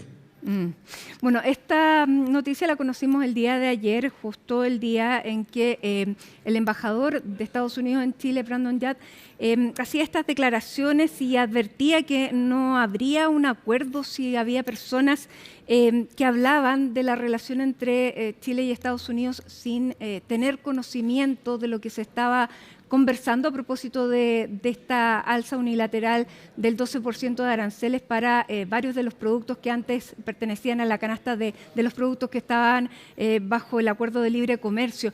¿Qué le parece esta etapa que se da a partir de estas declaraciones en la relación de Chile y Estados Unidos? Mire, yo creo que el embajador ya debe estar motivado por las más buenas intenciones. Sin embargo, los embajadores tienen que recordar siempre que no forman parte de la discusión política. Los embajadores no pueden transformarse en actores políticos en los países donde están, de manera pública. Y por lo tanto yo no participo de que sea una buena idea de su parte el criticar ministros del gobierno, más allá de que pueda tener razón o no. Yo soy partidario de que las cancillerías sean las que llevan la voz del presidente de la República y conduce la política exterior y que tomen y que den las opiniones que tienen que dar. No es el embajador de Estados Unidos el que tiene que estar criticando a otros ministros porque se introducen en un terreno que no es exactamente el de sus carteras. No le corresponde hacer eso. Al que le corresponde dar la instrucción de concentrar la información en el Ministerio de Relaciones Exteriores y que el canciller realmente sea el que da la opinión del presidente, es el presidente de la República, no es el embajador de Estados Unidos. Por lo tanto, yo critico esa intervención del embajador y al mismo tiempo me parece necesario que se ponga orden dentro del gobierno, porque no puede ser que 3 personas opinen sobre el mismo tema y que el ministro de Relaciones Exteriores sea el que opina al final. Eso no ayuda. Ahora, yo creo que si el ministro de Relaciones, después de la reunión que tuvo con el ministro Rubio, con el secretario Rubio, hubiera llegado a Santiago y hubiera dado una versión completa de su conversación que incluyó el tema de aranceles, según es sabido, naturalmente que se habría evitado esta discusión y este problema. Ahora, no zanja la discusión el ministro de Relaciones Exteriores cuando dice que es la Cancillería y él el que está llevando a cabo estas negociaciones, él a través de la subsecretaria de Relaciones Internacionales, Paula Esteves, son los que están encargados de llevar esta negociación. ¿No zanja con eso esa discusión con los ministros? Yo espero que sí, habrá que ver cómo sigue para adelante las cosas, pero creo que tuvimos este episodio poco amable de una intervención de alguna manera con cierto tono amenazante del embajador de Estados Unidos, simplemente porque la Cancillería demoró demasiado tiempo en dar cuenta a la ciudadanía de qué realmente estaba ocurriendo entre un socio tan principal de Chile como es Estados Unidos, y esta negociación y esta fórmula de incluir a Chile en un grupo de países que permite o que facilita el trabajo forzado, cosa que evidentemente no es un argumento convincente para nadie que conozca Chile. Ni que importe productos de países donde se producen con trabajo forzado, que era básicamente ese el argumento. Sí, exactamente, y no creo que yo creo que en realidad es un tema que tiene que ver más bien con la disputa geopolítica con China que con cualquier otra preocupación. ¿Cómo lee usted entonces que justamente hoy día se haya reunido el presidente con el embajador chino en La Moneda? Mire, yo no voy a poder hacer una interpretación de un hecho que no conozco el detalle. Naturalmente que esa es una conversación privada con un embajador y a mí me parece muy bien que el presidente de la República reciba a los embajadores. Pero lo que sí debo decir es que lo que me parece importante es que Chile entienda que tiene que mantener su política exterior activa, abierta hacia todos los países, que la relación con Estados Unidos es muy fundamental y tiene que ser mantenida con mucha seriedad y responsabilidad y prudencia, pero que la relación con China también es una relación esencial para Chile. Y aquí es donde viene la creatividad de la conducción de la política exterior y al mismo tiempo la solidez de la Cancillería. Y yo tengo que decir que durante el último tiempo yo veo que se reduce el presupuesto de la Cancillería, que no se respalda a embajadores profesionales, sino que se está introduciendo personas que no tienen conocimiento de la política exterior, que no han tenido ninguna experiencia en materia de política exterior en decisiones que son muy fundamentales para Chile, y que como ya lo he dicho varias veces, es probablemente el momento más difícil que yo conozca de las relaciones exteriores de Chile. Y desde ese punto de vista lo que se requiere es unidad, capacidad de discutir, capacidad de conversar, capacidad de escuchar. Y no estoy viendo eso en las autoridades de gobierno. ¿Y el rol que tiene el embajador de Chile en Estados Unidos ayuda a esta negociación? Porque es una persona que viene del mundo privado más que del mundo político, cuando la relación a nivel de embajada siempre ha sido política. ¿Cómo ve también la intervención o el trabajo que puede hacer el embajador de Chile en Estados Unidos? Yo creo que el embajador de Chile en Estados Unidos puede hacer un excelente papel si tiene la conducción necesaria, por cuanto en realidad los embajadores lo que hacemos es ejecutar la política que nos ordena el presidente de la República y el ministro de Relaciones Exteriores. Si no existe claridad en la forma como se va a conducir el proceso, es muy difícil que un embajador pueda actuar sin instrucciones precisas. Y si tiene esas instrucciones precisas yo no lo sé, pero lo que sí he visto hasta ahora es que de pronto hay un enorme entusiasmo en el trato con Estados Unidos, sin incluir para nada la posibilidad de que en materia de aranceles y en materia de las negociaciones comerciales se está fallando gravemente en el cumplimiento del Tratado de Libre Comercio que nos ha ordenado durante las últimas décadas. Entonces, esto no es un tema del embajador, esto es un tema de la Cancillería y la conducción de la Cancillería. Llama la atención que hoy día sea el gobierno de José Antonio Kast el que está teniendo estos problemas con el gobierno del presidente Donald Trump, cuando se pensó que toda esta relación iba a mejorar. Pero básicamente lo que estamos viendo es el mismo trato que si hubiéramos tenido cualquier otro gobierno. Desde ese punto de vista, primero, ¿se apuró la actual administración en celebrar las intervenciones del embajador Brandon Yard cuando actuaba durante el gobierno del expresidente Boric, cuando ahora está criticando de igual forma al gobierno de José Antonio Kast? Yo creo que sí, yo creo que hubo una ilusión por parte del gobierno actual que en realidad responde a ignorancia sobre cómo funciona Estados Unidos. O sea, Estados Unidos no funciona sobre la base de una amistad ideológica o una reacción ideológica. La idea de que el gobierno de Castro iba a ser aplaudido de pie cuando llegara a Estados Unidos y simplemente le iban a facilitar el tema de los aranceles por amistad ideológica era una ilusión. Y esa ilusión ya se está demostrando. Ahora, mi preocupación es la siguiente. Nosotros tenemos una política exterior que se define por su lealtad y su fidelidad a los tratados internacionales, por el cumplimiento del derecho internacional, por el respeto a la soberanía de los países, por el respeto a la integridad territorial de los países, a los derechos humanos y la Carta de las Naciones Unidas. Esa ha sido la definición tradicional de Estado, de todos los gobiernos, de lo que es la política exterior de Chile. Y nos encontramos con que este socio principal, porque es un socio muy importante, Estados Unidos, hoy día no tiene esa misma visión. No tiene esa misma visión ni de respeto por la Carta, ni de visión respecto de los temas de soberanía, etcétera, y de respeto a los tratados. En ese contexto, naturalmente, que se hace compleja la relación. Y yo creo que lo que corresponde es un diálogo muy tranquilo, muy sereno, pero también con mucha firmeza con Estados Unidos respecto de cómo vamos a funcionar en el futuro. Nosotros queremos, por ejemplo, que Estados Unidos diga expresamente que él respeta el Tratado de Libre Comercio con Chile, que lo diga. Si nosotros no entendemos que no es así, la verdad es que la situación no se hace fácil. Y creo que en ese terreno, más que amistad y sonrisa, de lo que se trata es de tener una conversación seria y responsable. Eso es lo que yo le pediría hoy día a la Cancillería. Bueno, hoy día en una entrevista con Radio Infinita, el canciller Pérez Maquena evitó calificar si esta sobretasa estaba violando el Tratado de Libre Comercio. Él dice que lo importante es resolver el problema. ¿Qué significa resolver el problema? ¿Es volver a cero en nuestros aranceles? ¿Es pasar del 12,5 al 10? ¿Qué es lo que debiéramos entender que es resolver el problema a estas alturas, cuando no se está respetando tampoco el mecanismo de resolución de controversia que tenía este Tratado de Libre Comercio, porque era recurrir a la OMC, y en este caso se están recurriendo, digamos, a una conversación entre las partes? Bueno, yo siento que hay dos cosas ahí. Por una parte, la tarea de la Dirección Económica de la Cancillería, vale decir, de la Subrey, de negociar de la mejor manera la situación en la que estamos. Lo que le interesa al empresariado y a los exportadores es que baje el arancel en aquellos productos que son esenciales para Chile. Y yo tengo la confianza que el equipo de la Subrey es un equipo profesional, que tiene experiencia en materia de negociaciones económicas internacionales, que ha funcionado muy bien para distintos gobiernos y hoy día tiene una dirección que está sumada a esa calidad del equipo de la dirección de la Direcon, de la ex-Direcon, perdón. Pero al mismo tiempo necesitamos conducción política. Esta no es simplemente una negociación comercial. Si estamos involucrados en una negociación comercial extraña, es porque en definitiva el tratado, que era aquello que nos ordenaba, y aquellos capítulos del tratado que permitían resolver problemas y diferencias, como el capítulo que se refiere expresamente a los temas laborales, que no está siendo usado y que no parece haber sido usado, naturalmente que eso cambia la situación desde el punto de vista político. Nosotros entendemos de que lo que se está violando es la letra del tratado. Aquí hay un tratado que estableció los mecanismos para resolver las diferencias y no está siendo usado.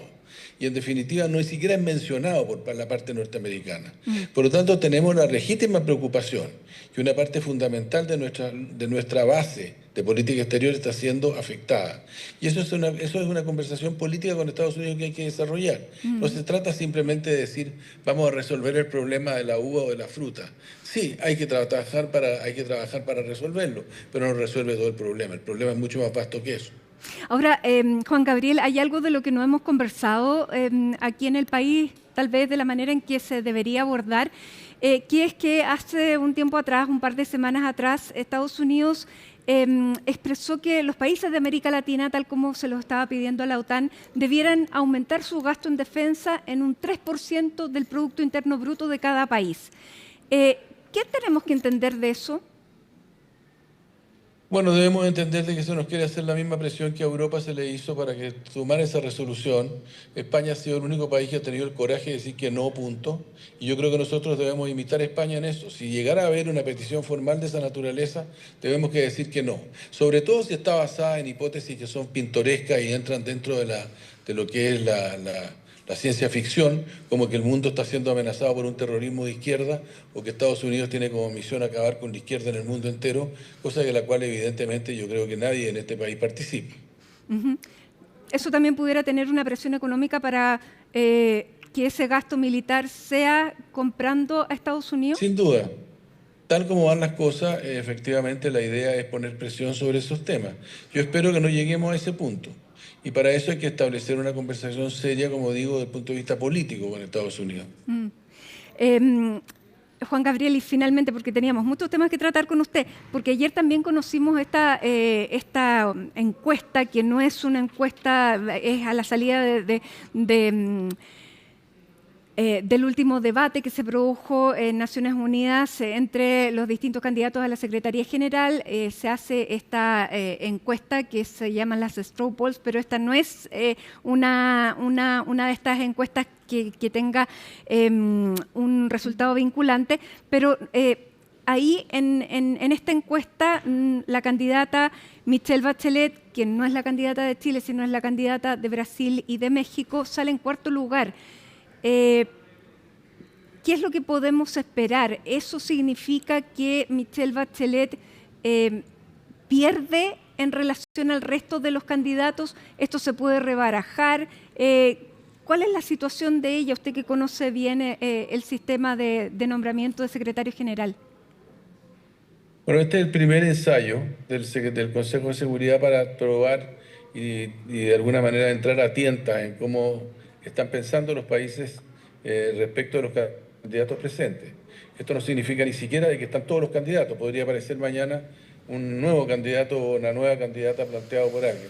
Sin duda que el resultado no es halagador, no es un resultado que nosotros esperábamos, pero eso tiene mucho que ver también con el momento en el que estamos. Yo creo que la presidenta tiene que analizar cuál es la situación, mirar el tema, pero yo reitero un punto que lo he hecho permanentemente y que lo voy a insistir, y que es que sin duda que en realidad ella ha partido con una situación muy extraña desde el punto de vista político, que es el hecho de que no haya ella recibido el respaldo del gobierno de Chile. No solamente eso, que su candidatura haya sido retirada por el gobierno de Chile, es un tipo de medida diplomática que va a pasar a la historia de la vergüenza en Chile. Porque si algo se va a recordar de esto es que el gobierno de Chile es una persona que fue 2 veces presidenta y que era una de las figuras más populares que ha tenido Naciones Unidas, porque ella pertenecía a Naciones Unidas y ocupó papeles muy fundamentales en el desarrollo de la institución. El gobierno de Chile decidió retirarla en el momento que surgía su candidatura legítimamente presentada por el gobierno anterior. Por lo tanto, ella ha tenido dificultades para lanzar esto, ha tenido un coraje enorme para recorrer el mundo persuadiendo a la gente que los valores de Naciones Unidas son los fundamentales y que ella los representa, pero naturalmente que partió con una candidatura que tenía una dificultad mayor. Y en ese sentido ella pudiera retirar su candidatura en este escenario, porque tiene 7 votos, digamos que de acuerdo a lo que conocimos el día de ayer, hay 5 no apoyos o discord. Yo no me atrevo a decir lo que ella tiene que hacer. Yo creo que ella puede seguir perfectamente porque el tema está recién iniciado. Pero naturalmente que será ella quien tendrá que tomar la decisión con los países que han tenido la generosidad de apoyarla y que son los 2 más grandes países de América Latina. Ahora, el peso, el valor, la importancia de Michelle Bachelet no es independiente del apoyo que le pueda dar un gobierno que tiene un signo político distinto como es el de José Antonio Kast, porque esto lo supimos en marzo, por lo tanto, y ahí se decidió seguir con esta candidatura. ¿Se puede decir ahora que es responsabilidad de José Antonio Kast? A ver, yo voy a decir que la persona que sacó las primeras, digamos, el mayor respaldo en la conversación que tuvo el Consejo de Seguridad ayer fue Rebeca Greenspan. Rebeca Greenspan, que fue vicepresidenta de Costa Rica, es absolutamente opositora o era opositora al gobierno actual de Costa Rica. El gobierno de Costa Rica no era simpatizante, no es simpatizante de ella y sin embargo entendió que cuando hay alguien de una nacionalidad propia y tiene el prestigio internacional que tiene y tiene la carrera internacional que ha tenido y las responsabilidades que ha tenido en el propio país, no se puede retirar el apoyo. Por lo tanto, yo creo que la responsabilidad del presidente Kast en esto no es que comenzó y termina, no, se mantiene exactamente igual porque lo que hizo fue no tiene nombre. En primer lugar, y en segundo lugar, es una ofensa para una parte muy importante del país. Fue profundamente divisor, dividió a los chilenos, no ayudó a la unidad de los chilenos en una política exterior de Estado. Ahora, ¿de que hay otros factores? Por supuesto que hay otros factores y creo que hay muchas razones por las cuales puede haberse tomado la decisión de ayer. No excluyo, digamos, la no simpatía de Estados Unidos, que es evidente respecto de la presidenta Bachelet. Muy bien, Juan Gabriel Valdés, ex ministro de Relaciones Exteriores y también ex embajador de Chile en Estados Unidos. Le queremos agradecer este contacto a esta hora de la tarde. Ahí sabemos que va en viaje, pero le agradecemos esta voluntad para conversar con CNN Chile. Muchísimas gracias. Muchas gracias. Hasta luego. Adiós. 6 de la tarde con 30 minutos. Hacemos un alto con esta imagen de Viña del Mar y ya estamos de regreso.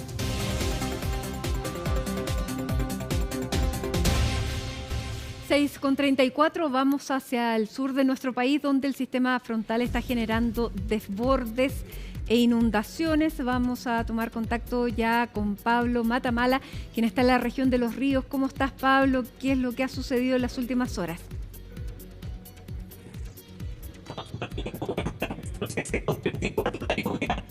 Vamos a revisar ese audio porque tenemos una mala conexión a esta hora ahí con Valdivia, en una jornada en la que, recordemos, en el sur del país, del Maule y también el Biobío han debido suspender las clases, y también había alertas de tornados que podían afectar incluso a 5 regiones de nuestro país.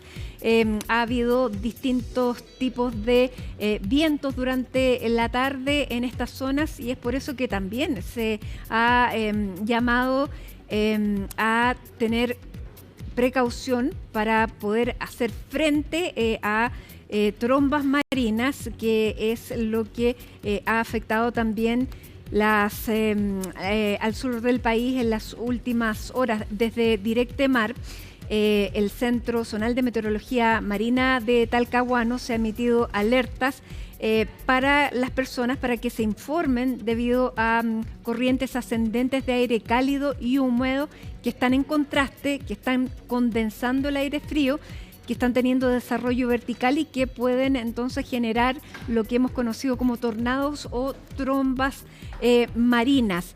Ese es uno de las alertas que ha habido en las últimas horas, y vamos a tratar entonces de recobrar el contacto con Pablo Matamala, y lo tenemos.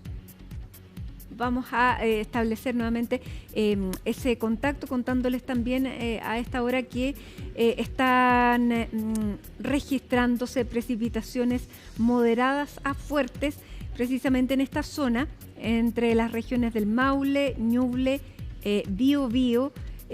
Vamos a ver qué es lo que ha ocurrido también en Los Ríos.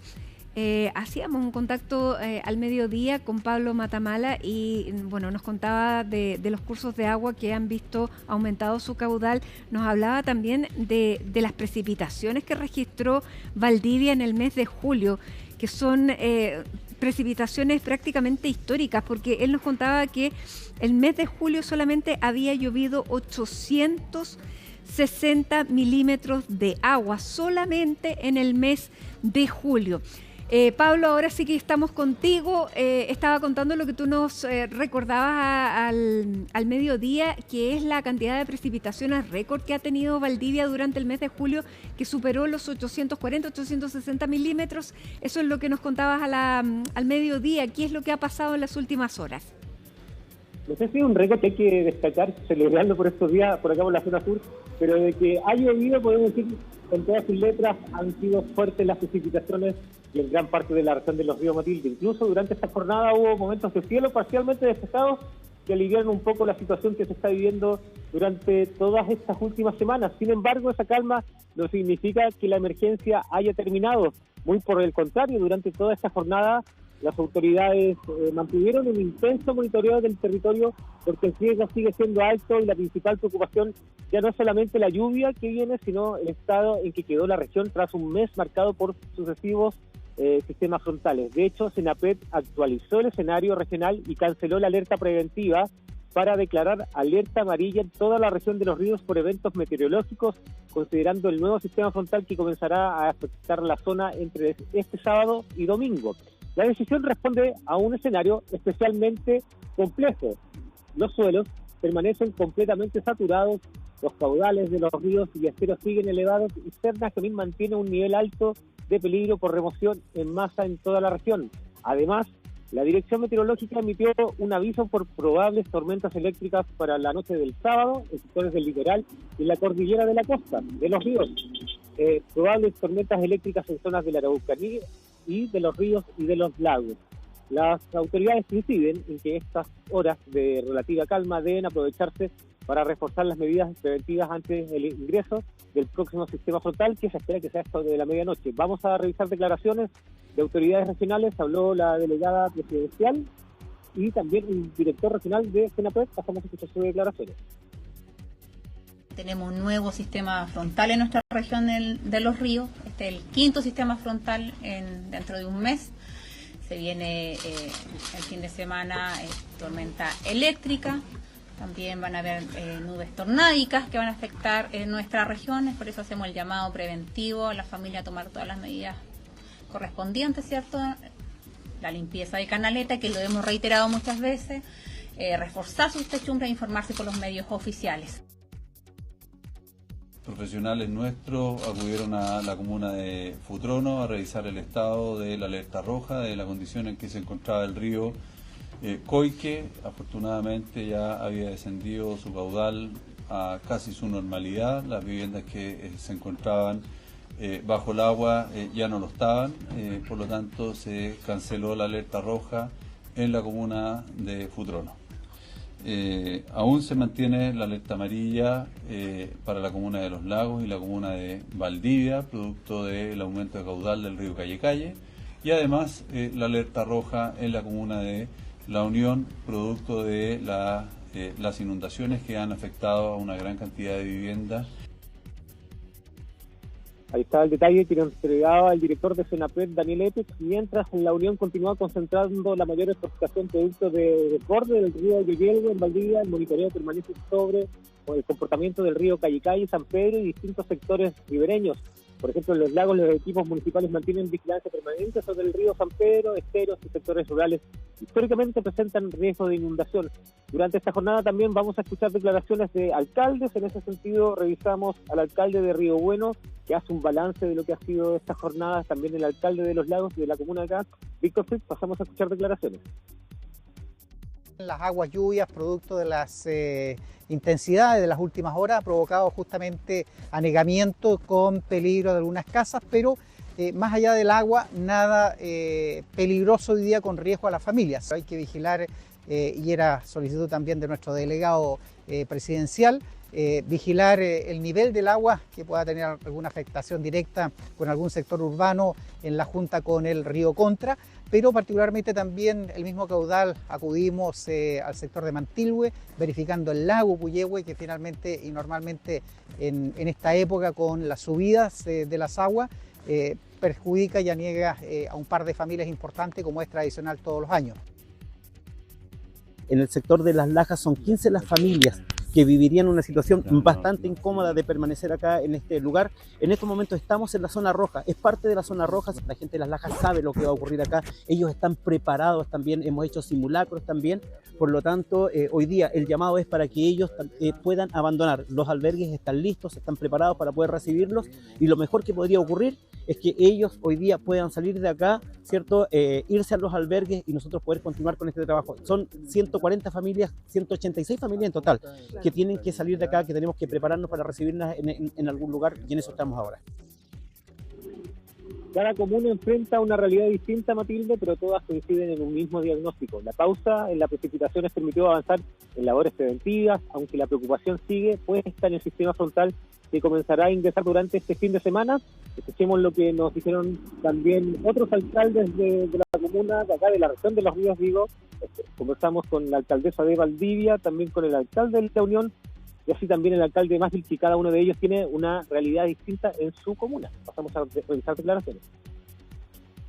Partimos el día ya con la alerta roja a propósito de los riesgos de crecida del caudal del río y en ese contexto en el sector costero enfrentando distintas situaciones críticas a propósito de remociones en masa. Fue una remoción particularmente en aguas del Obispo, bastante grande, sin víctimas fatales que lamentar y nuestros equipos municipales estuvieron ahí desplegados con nuestra propia maquinaria, logrando en una hora dejar habilitada la ruta. En estos momentos también se encuentra Vialidad trabajando en el lugar y nuestros equipos revisando toda la ruta costera, ya que existen varios otros puntos con riesgos de remociones en masa.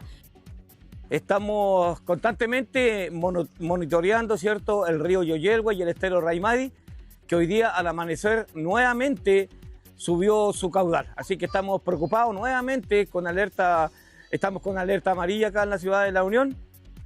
Pero bueno, es lo que nos tocó, hacía del 2007 que no pasaba esto acá en la ciudad de La Unión, pero hoy ya lo tenemos nuevamente. A raíz del frente de mal tiempo, las complicaciones en nuestra comuna han aumentado.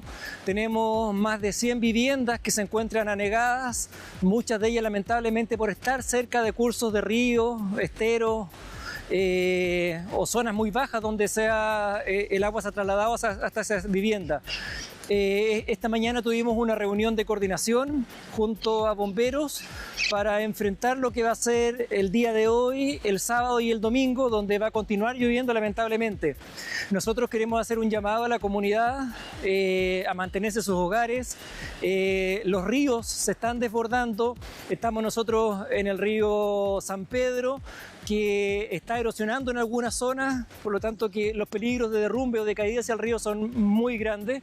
Lo mismo que el río Iñaque, les pedimos que por favor no se acerquen a la orilla porque están con su caudal muy alto. Así las cosas, Matilde, cuando son 18:45, la región de Los Ríos vive una pausa después de uno de los momentos más lluviosos de los últimos años, pero las autoridades insisten en que esa tranquilidad es solo temporal. Durante las próximas horas comenzará a ingresar un nuevo sistema frontal que dejará nuevamente lluvias, viento y probables tormentas eléctricas entre este sábado y domingo, en una región donde los suelos siguen completamente saturados y el riesgo de inundaciones, aumento de caudales y reducciones en masa continúa siendo alto. Por eso el llamado es no confiarse por esta pausa en las precipitaciones, mantenerse informado a través de los canales oficiales, seguir instrucciones de las autoridades y evitar acercar, por supuesto, ríos, esteros y quebradas, Matilde. Bien, Pablo, muchas gracias por todo este informe, por el trabajo del día y esperamos entonces que pasen una buena noche. Que estén muy bien. Buenas tardes. Quedamos atentos. 15 minutos para las 7 y ya está aquí con nosotros Alicia Contreras para revisar la actualidad internacional que comenzamos a revisar en la frontera ahí entre España y Marruecos, porque estos 50.000 migrantes ya han vuelto prácticamente todos a Marruecos, lo que pone, bueno, la atención en la policía fronteriza, también en las personas que resultaron fallecidas y todo lo que está ocurriendo en Europa a propósito de esto. ¿Cómo estás, Alicia? Muy bien, Mati, sí, una crisis migratoria, humanitaria, también se habla incluso de una crisis diplomática. Apartamos entonces con lo último que sabemos respecto entonces de este ingreso masivo de marroquíes a Ceuta, este territorio autónomo español que se ubica al norte de África. Ayer se cuentan las autoridades que ingresaron alrededor de 50.000 marroquíes, incluso algunos hablan de 60.000, y es una cifra importantísima considerando que la ciudad española de Ceuta es pequeña, 18 kilómetros cuadrados y 84.000 habitantes, es decir, casi un 70% del porcentaje de la población ceutí entró entonces en porcentajes de estos marroquíes. Según las autoridades españolas, la mayoría ha regresado entonces a Marruecos, ya sea voluntariamente o en devoluciones agilizadas entonces a través de las autoridades de ambos países. La pregunta ahora es: ¿por qué pasó esto? ¿Por qué pasó ahora? Y la respuesta es bastante difícil de responder. Según el gobierno español y también, al parecer, según lo que dice el gobierno de Marruecos, que no ha hablado formalmente, solo lo ha hecho la embajadora de Marruecos en España, atribuyen esto a una interpretación entonces de lo que dijo el Tribunal Supremo de España a principios de julio, que todos los migrantes que ingresen nadando hacia España no pueden ser devueltos de manera automática o en caliente, como se les suele decir. Y aseguran entonces que bandas de tráfico humanitario aprovecharon esta situación, y es por eso entonces que ingresaron este número de migrantes a la zona de Ceuta. Eso es lo que dice el gobierno. Sin embargo, hay otros que apuntan que esto también podría ser una crisis diplomática y una medida de presión de parte de Marruecos. Se habla principalmente de la visita que realizó el presidente del gobierno español, Pedro Sánchez, a Argelia, que es país archirrival de Marruecos, y al parecer entonces Marruecos habría flexibilizado o no establecido fuerzas de seguridad en la frontera, entonces permitiendo el paso de los marroquíes hasta Ceuta. ¿Qué ha pasado hasta el momento? Pau Mosquera nos cuenta más, porque también llegó hasta ahí Pedro Sánchez. La situación que ha vivido la ciudad autónoma de Ceuta a lo largo de las últimas horas no tiene precedentes. Cerca de 50.000 migrantes, según estimaciones del gobierno español, cruzaron este jueves la frontera que separa Marruecos de este enclave español localizado en la costa del norte de África. Y muchos de ellos lo hacían a nado, separados a través de ese espigón de la playa del Tarajal, nadando y con lo único que llevaban puesto encima. Una situación que ha generado muchísima polémica, sobre todo a nivel político. El presidente de esta ciudad autónoma, Juan Jesús Vivas, afirmaba que todo esto ha derivado en una gran situación de inseguridad para la población local de cerca de 83.000 personas, motivo por el que exigía al gobierno español que tome medidas cuanto antes. Desde el Ejecutivo, por su parte, señalan que han desplegado efectivos del Ejército, así como refuerzos de efectivos de la Policía Nacional y de la Guardia Civil. En ese sentido, el presidente del Gobierno español, Pedro Sánchez, quien este viernes se desplazaba a Ceuta, señalaba que los responsables de esta situación no son otros que las mafias que trafican con seres humanos.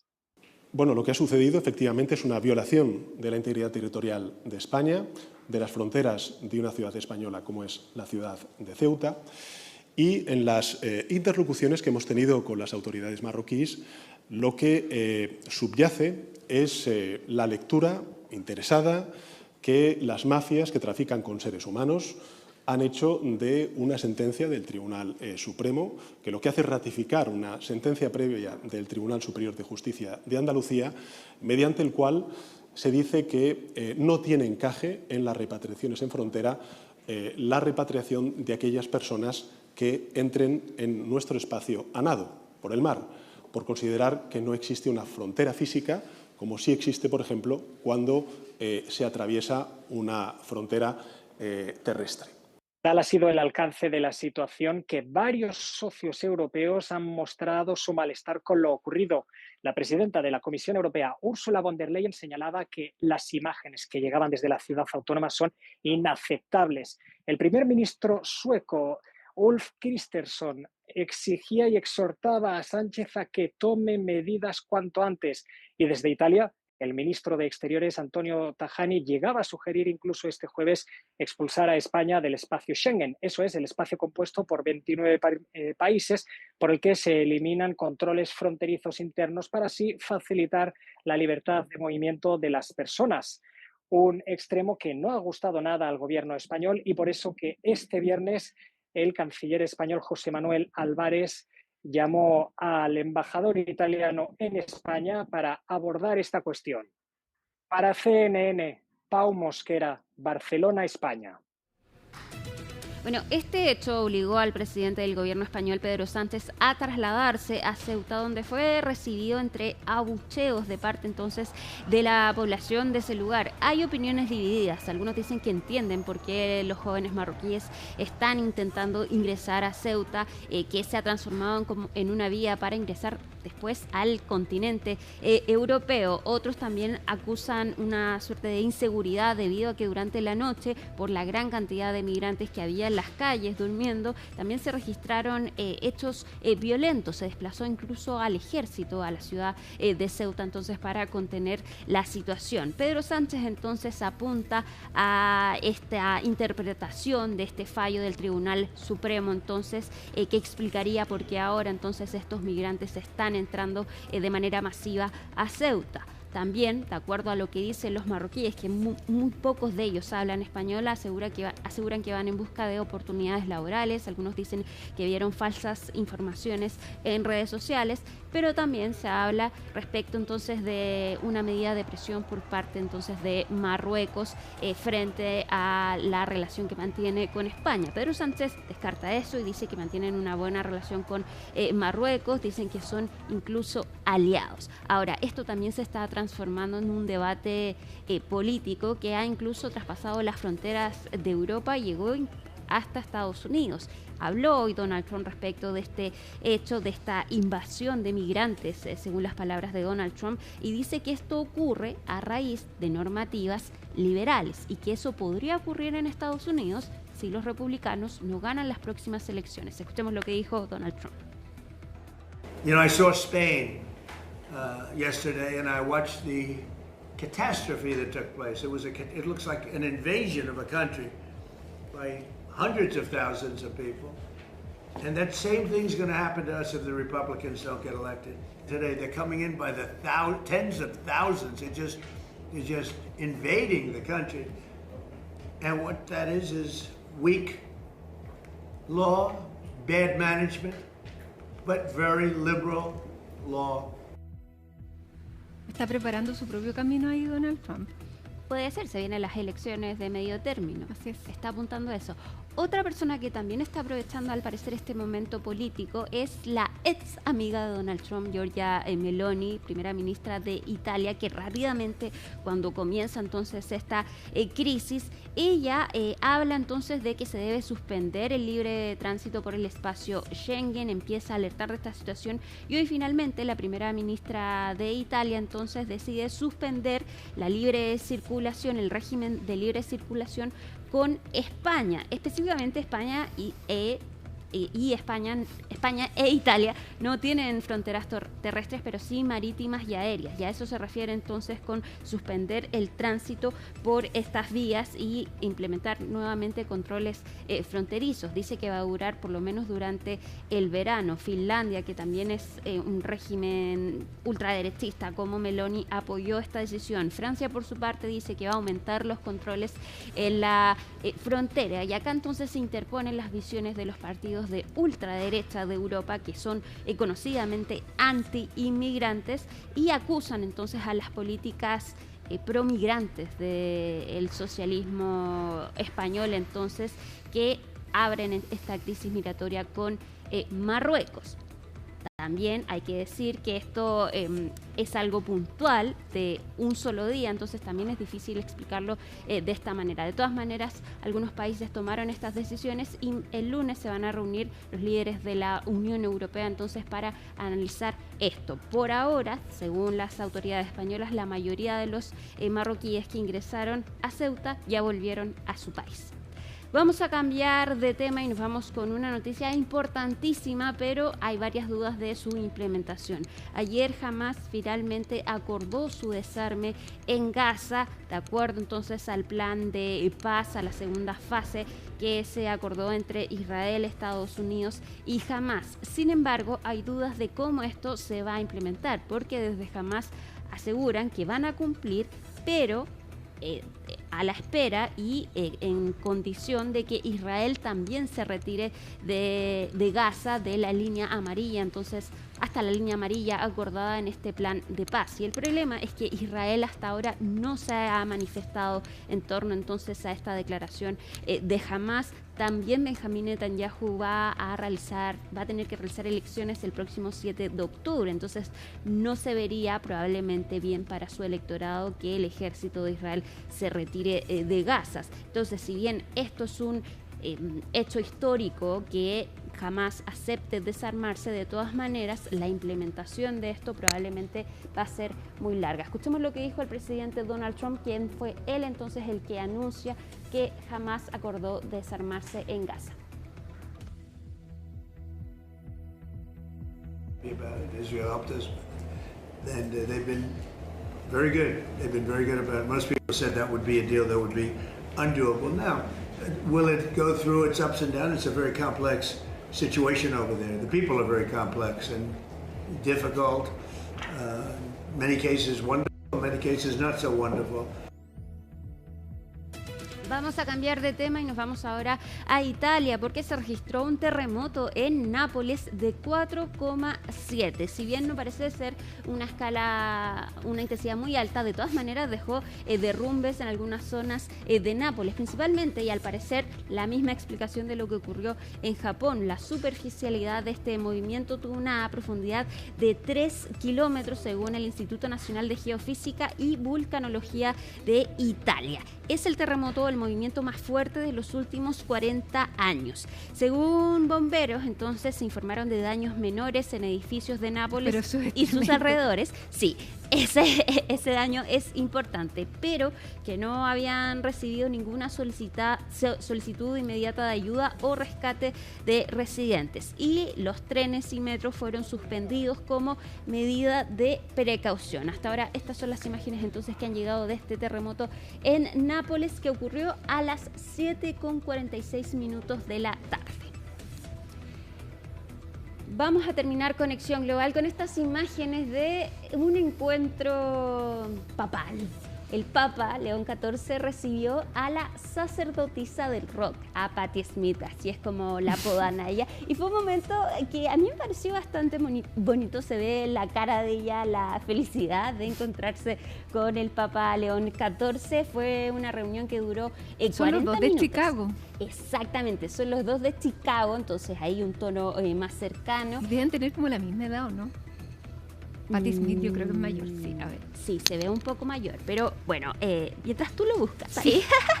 Se reunió 79 años, claro, tiene 9 años más que el Papa. Patti Smith se reunió con el Papa León XIV porque la cantante tiene una estrecha relación con la Santa Sede. De hecho, ella actuó en la inauguración del pabellón del Vaticano en la Bienal de Venecia. Sí, dice que no se define como católica, pero se ve que quería estar en ese momento. Hay sintonía, sí, parece más de ella que de él, hay que decirlo, pero claro, es un encuentro también que llama mucho la atención, la sacerdotisa del rock, la leyenda del rock Patti Smith con el Papa León XIV. Ya, bien. No, ahí se ve entusiasmado el Papa. Sí, ahí sí. Es que él es más serio. Ya, son las 7 de la tarde, Alicia, muchas gracias por esta entrega. Vamos a seguir atentos a todo lo que está ocurriendo en Europa. Por cierto, esas imágenes eran bien preocupantes, las de Italia, sobre todo viendo la hora, porque generalmente después de la noche se empiezan a verse ya los daños, todo lo que puede generar un movimiento así de 3 kilómetros de profundidad. Hagamos una pausa y ya regresamos con otras novedades, con otras noticias y, por cierto, noticias del deporte.